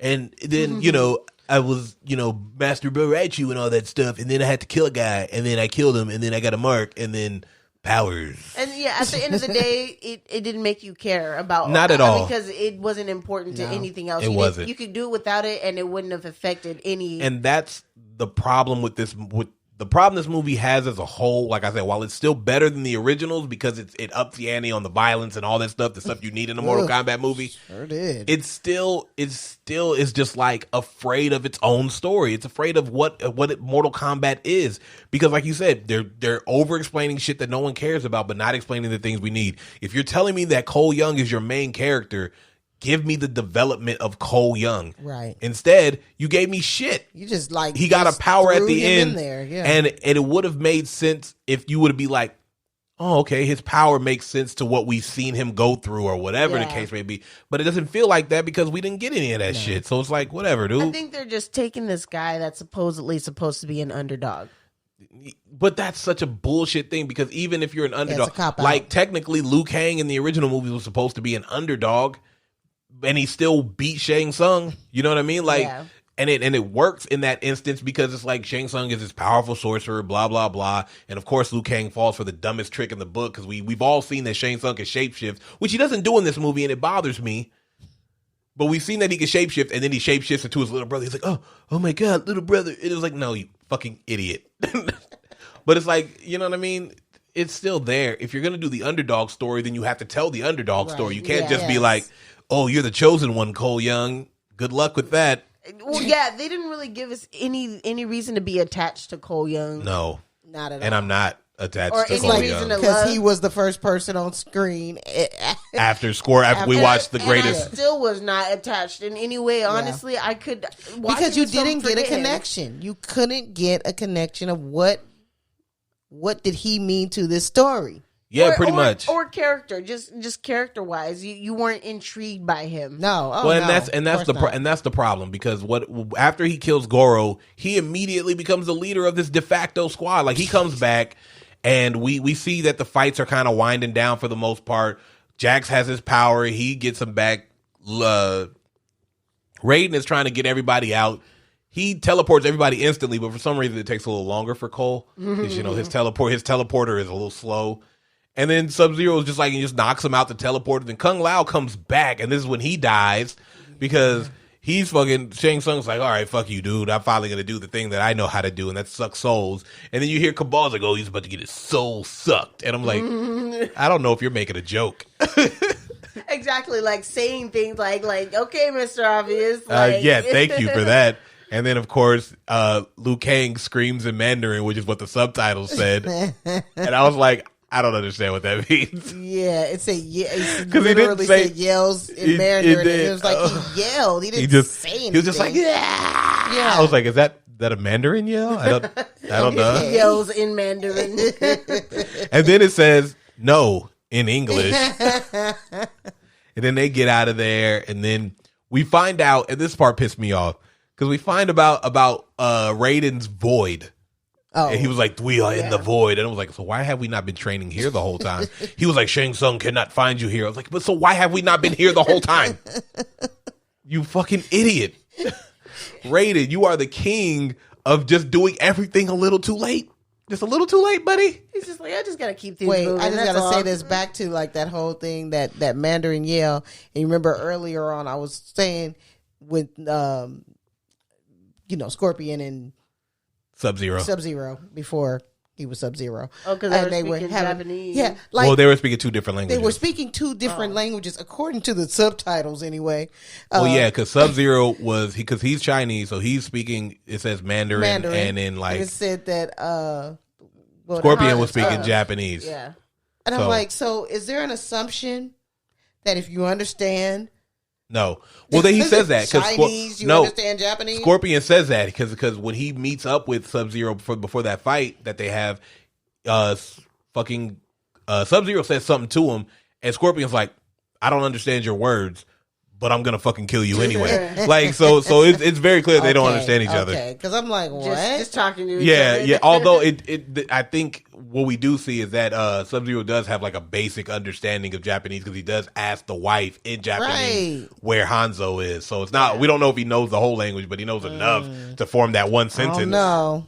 He probably knows how to ask for a drink in every language. I don't know, I guess that set that up a little bit, him understanding Japanese. Okay. I'll go with it, because I'm like, really? Are we doing that? Like, well, obviously, it's like you think because they're from an Asian country, they all understand all their languages. That's what I'm like. I hope we're not going down that route. Should have. I mean, I'm not going to say there should have been more explanation for that because that's something hard to come up with, I guess.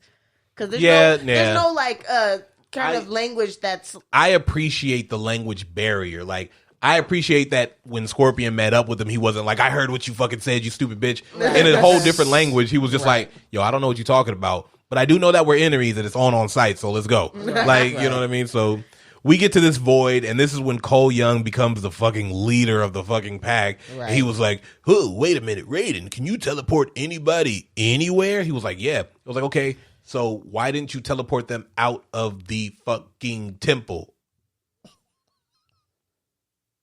What an idiot.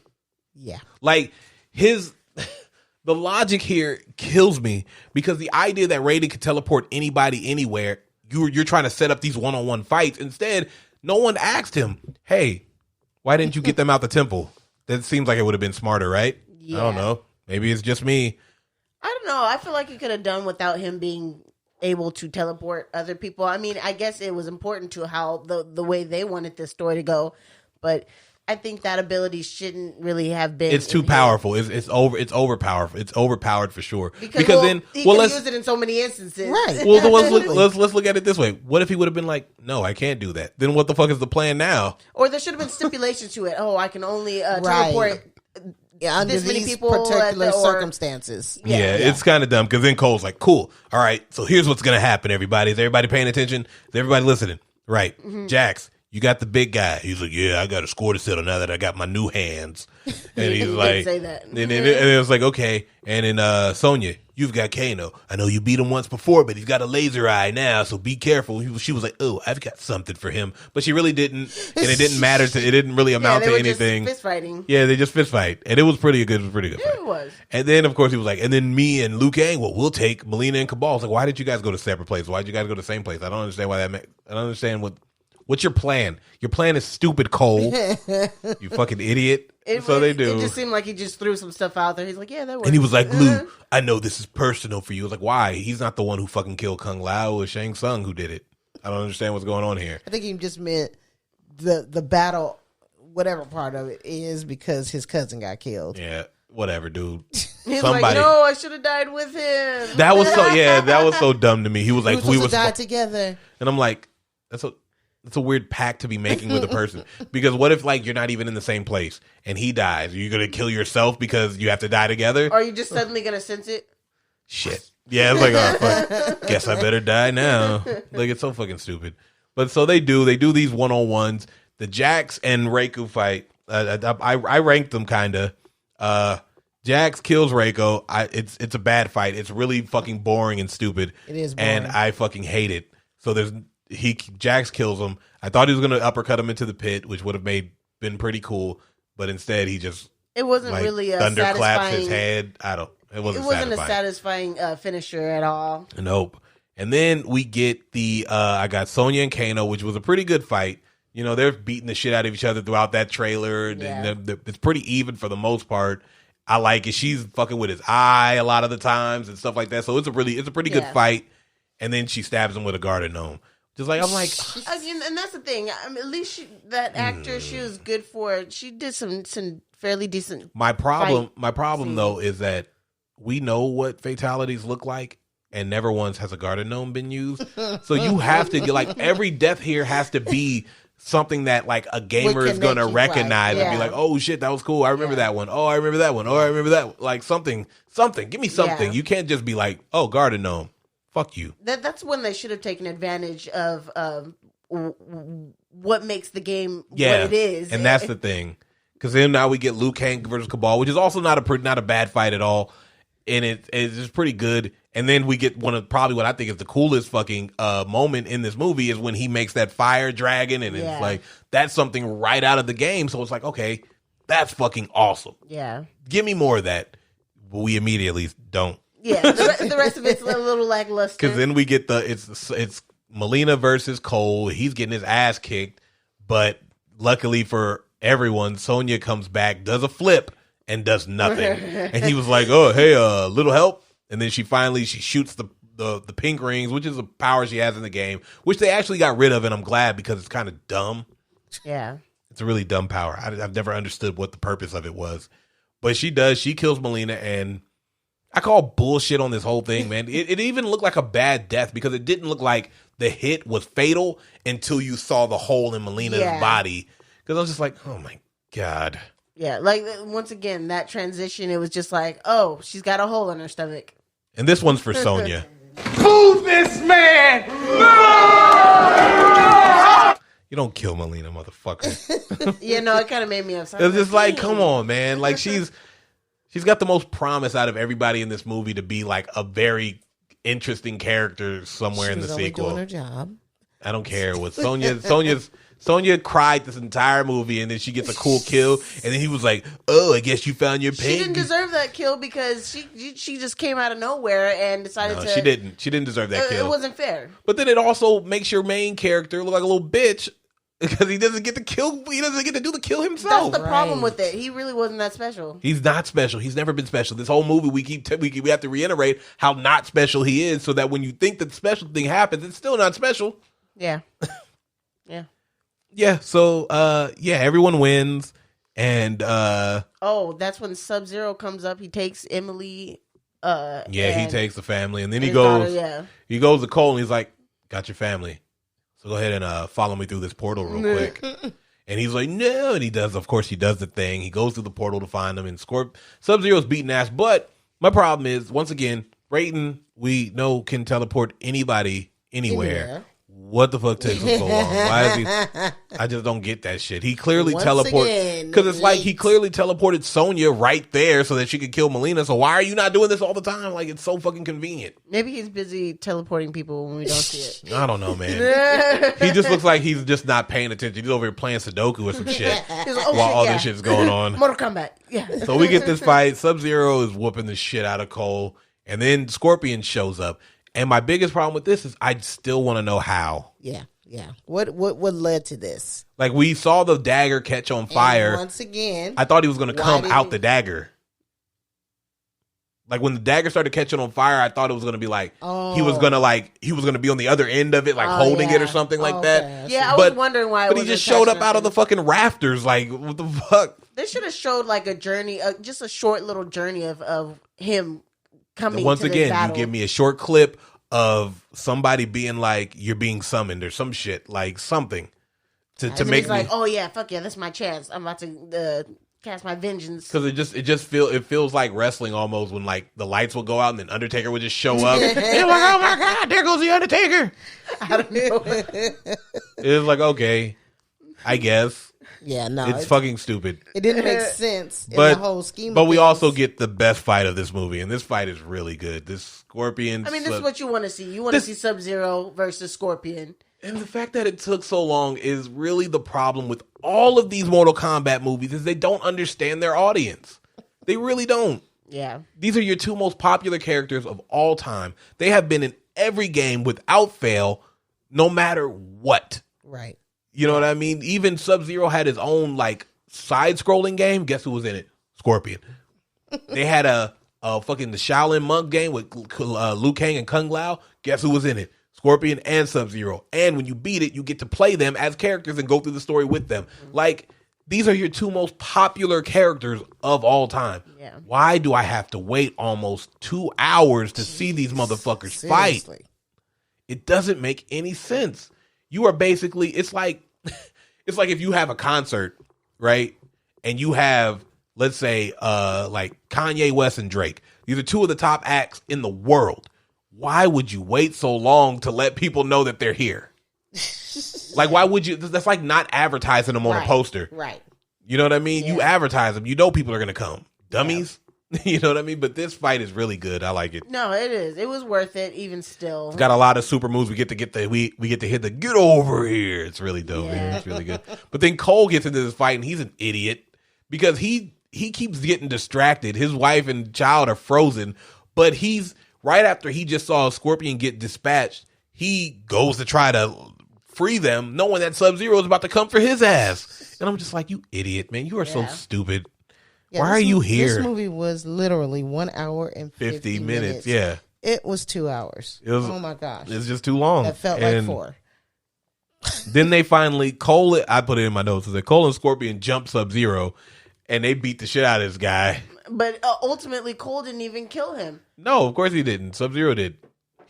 Cole stabbed him like 6 times and it didn't matter. It didn't amount to anything. Because Scorpion ended up getting the kill shot anyway. Well, he did anything. He burns him, yeah.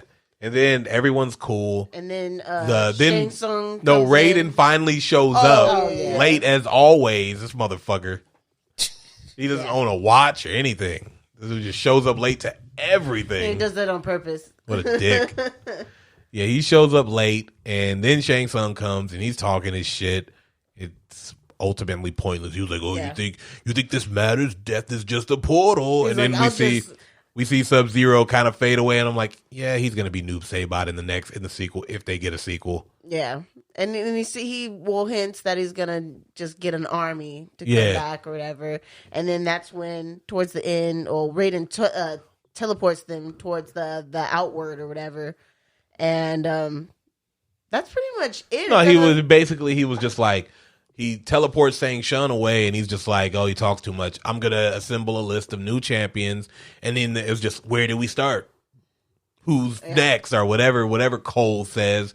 And then he's like, he tells that guy, he was like, oh, yeah, I'm retiring. I'm going to Hollywood. And he was like, oh, what's in Hollywood? Not what? Who? You get it? Did you get it? Did everybody get it? We're talking about Johnny Cage. Do you get it? Yeah. There's a Johnny Cage poster. Did you get it? Did you get it? It's like, who? Did you get it? The guy who should have been in this movie as the Cole Young character. Right? You get it? Did everybody get it? They're giving you. You get it? Hopefully that makes it a lot more interesting in the next. Man, one. it's gonna depend on who they get to play Johnny Cage because I feel like there's not a lot of options at this point. Well, no, you gotta go. You gotta go unknown. But you gotta go unknown who can act. Yes, I was gonna say some acting chops. Yeah, honestly, they give me one person who can act. If you put Johnny Cage in this, since he's playing an actor, he had better be able to fucking act. Yeah, no. Bare minimum, give me the acting Johnny Cage. I'm cool with that. Honestly, better casting. It needs better casting. Well, you got to think about it. The original cast for this, okay, so when the first Mortal Kombat came out, obviously Cameron Diaz was supposed to play Sonya. It would have really been like her first major role at that point. She had done stuff up until this point, but nothing like as a lead in that sense. She hadn't done The Mask? That wasn't really No. I don't think so. It was sort of leady. Yeah, she was like major supporting. She was in the movie for sure. But then, like, you would have had Tom Cruise supposed to play Johnny Cage. You have that. Tom Cruise? Tom Cruise was supposed to play Johnny Cage. Really? No. And then he wasn't going to do it, and then Jean-Claude Van Damme was supposed to play Johnny Cage, but then he ended up doing Street Fighter, which I don't know if he made the right choice. I think that fits, though. I do not 100%. I mean, I see it. He is playing two characters that he should not be playing either way. Like, Johnny Cage is an American actor, and that's what Guile is an American soldier. Wait, they got him to play. They got him to play Johnny Cage. No, he passed on Johnny Cage. I mean, that's a good thing to play Guile, which I don't know is better. Like, that's the thing. I feel like if he was Johnny Cage, it would have been received better than if him playing Guile, because that movie was a clusterfuck. Well, yeah, and then he didn't care. Though. He was coked up the whole time, and he couldn't hide his accent. He was like, "Oh, I'm an American hero. My name is Guile. I am Belgium." Wait, am I thinking of the right person? Jean-Claude Van Damme. What are you doing? No, because I know that name, John. You never seen like Bloodsport or Hard Target or? You know how old she is. No. oh no. You don't know who that is. No, I'm looking at him now. I've seen him, but no. Yeah. No, dog. I was thinking of the other dude. He is very French. He is very French, and he is playing the American hero game with the American flag tattooed on him. By the way, on that movie, I'm like, you just gotta. And it's just because he was popular then. He was the guy. He was the go-to for all those. You know, it's like a time frame for all those people. You know how you talked about Charles Bronson, all those things. It's like always a time where this person was doing all the movies, you know, all the action films and all that stuff. Just like even what's his name, the one we were talking about, we can't stand with the ponytail. Steven Seagal. But he was, you know, doing movie after movie. They just have a time when it's like the guy, the go-to guy for the action films. What made these people the guy? They just made people go along with it. Like, well, no, that's it. It's a lot of times it's believability. So when you look at Jean-Claude Van Damme, one, he is very believable, right? Because he's a martial artist. Yes. So he's believable, right? Steven Seagal. I don't know what it was about him. I don't know why people like this nigga, man. He was trash. He was a martial artist. Yeah, sure. Yeah. Whatever you say. But I've seen some of the things he did. It was terrible. He's horrible. as much as a martial artist as Chuck fucking Norris is. Like, no, you're not. And the only reason those Chuck Norris jokes are funny is because he's not. It's funny. But, and then it's like, yeah, so it's like, yeah, this happens. We're getting Johnny Cage, maybe in the sequel if it ever happens, which, I don't know, based on the way this movie was received. How did it do in the box office? There was no box office because it was released directly to HBO Max. That's right. So we don't know. I'm pretty sure the streaming numbers were through the roof because that's just anything. Kong versus Godzilla had crazy streaming numbers. And honestly, I would rather watch that movie than this one. We just watched that the other day. So they call it box office. It made $83.7 million. What did it cost? Where's the budget? I don't see it. 84. Let's see. All that money on that CGI for Goro. 55 million was the. So budget. they didn't make half. So they didn't even break half. They didn't make half. They broke even. They didn't profit. They got made a profit. They made a profit they made for sure. 30 million profit. No, I'm saying it's not bad, but I mean, considering streaming and stuff like that. But considering having seen it now, it definitely did okay because. Damn, that was just not. Let me tell you something. Same time, this first time. I mean, the first time and this time, same thing. I fought for consciousness all the way through it because it's just like, you know, I can get interested in things that I'm not necessarily the biggest. But when you can't keep me, you know, it's like, dang, you're doing a horrible job. Well, it seems like it's like at certain points it was just all climatic. You were waiting, or I was waiting for it. Yeah, but it didn't give you that. Yeah, it didn't give you what you expect. Boom. Yeah, leading you into whatever it is, and then you're like, whoa, you know, your freaking effects gave me more. Yeah, it was excitement. It was really all the it jolted me more than the movie. It was just poorly executed transition. Cheese and crackers, lady. Oh, usually I turn. That she's off. calling everybody. Right. Oh, she can't be calling us at the same time. Poorly executed transitions and introductions that messed a lot of it up. Well, let's get into our final thoughts here. Jonna, we'll start with you. Okay. Well, I'm not the biggest fan, but I do love playing Mortal Kombat. I know I can't even spoke right. I'd say I'm just gonna start out giving this a number. I'm gonna give this a good 7.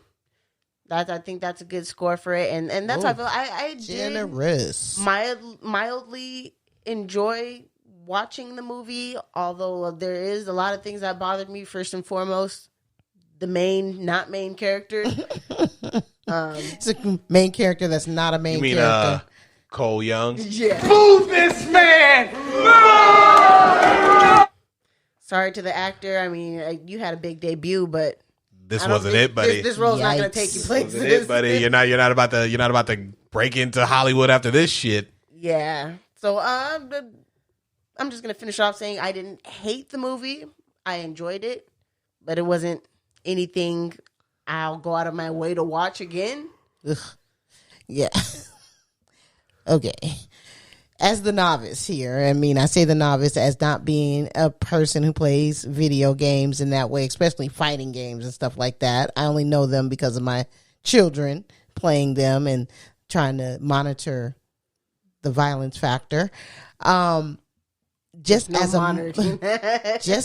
a movie, the continuity of how it was put together and how it flowed was horrific for me. And it made it hard to stick with because I don't have any of those things that you guys have about the movie to be able to recognize, like you say, the little moves and be like, oh yeah, he moved. I don't have none of that. So for me, this was, I said it the first time when I was like, this movie sucked. So for me, I'll give it a 2. Wow, Because that low? Yes, it was horrible. Not even the effects were good enough for me. I said this movie, just like every Mortal Kombat movie, just is plagued with so many continuity issues, just acting issues, problems with the story, and just the unwillingness to kill in a movie about killing. That it does bog you down. This is my 4th time seeing this movie. I would have to give this movie like a 6.5. Because while it's like Jonathan said, it's not the worst movie I've ever seen. And for as a Mortal Kombat fan, it does have moments where I'm just like, that's cool. But it still does not hit the mark. It is definitely better than the originals because of the little killing that they do have. And then of course they kill Melina. I'm not with that shit. Yeah, that kind of hurt. I'm not with that shit at all. She was a horrific character. I love her. She's a dope character. I'm gonna marry that woman. Don't get weird. It's been weird from the beginning. What are you talking about? Yeah, but no, it's good choice for Melina. I don't know. I like her, even though she didn't have like a huge role. Like I like her. I don't know. I know the mayonnaise Marines weren't very happy about a melanated woman playing Melina, but. Tough titties, nigga. Oh well, exactly. She did it. Sign a 3T form. We had a white Melina. It didn't work. Yeah. She was mud wrestling the entire movie. I don't know. Mud wrestling. That's crazy. I'm telling you. Really Why is that a thing? I don't know, man. Because perverts exist. There's Jello wrestling, mud wrestling, wet T-shirt contest. Like, what are you talking about? I don't understand how mud and Jello has to do with that kind of satisfaction. I don't know either because I don't really get the same. I don't. It doesn't like do anything for me. That's always been a thing. Mud fighting. Well, it doesn't do anything for me. I'm not like, oh, 2 girls in the mud. Yeah. Like, I always wonder why they put that in movies. So I always just went with that. I was like, oh, yeah, it's supposed to be hot. That's like white teenage comedies. Like they always have like a mud wrestling or some wet T-shirt shit. Like, cause that's how they get their jollies, because they get their jollies from like the wackiest shit. Probably because they don't get none, so it's all good. Wow. That is what it is. Just yikes. Yeah, so that was Mortal Kombat. Who's next? Who is next? What's next? Oh. Well, since you still don't know, Mom, you're next. Okay. I just throw it out there so we can. So, I had decided on one thing, but I changed my mind. I'm gonna go with Fun with Dick and Jane. That's always a good time. It is. I like that movie. See if it holds up. Looking forward to watching that movie again. Yeah. That one's a funny one. I've never seen no old school Fun with Dick and Jane. Yeah, it's old black and white. Yeah, no, I know that. I just never watched it. I've never even come across it. Like, there's a lot of old things I've come across, and I have. And I mean, it's different, obviously, because from that far back, we're talking. I'm pretty sure the 40s till the early 2000s. I mean, you got a different world, so that definitely could go farther with it. So definitely, that's definitely a better rendition as far as I'm concerned. That. So yeah, we'll get to it. Yep. And you need to have yours by next week. Get your shit together. Oh God. The pressure. It's like you put me on the spot. Like, I'm not. You've had plenty of time. Get your shit together. It's true. You have. Okay, whatever. Really? I just wanted to play that one more time. Okay. All right. So anybody got anything? No. That's it. Guess we're wrapping this Thanks up. for We are wrapping torturing this up. me through that. All right. All right. Deuces. Bye. Bye.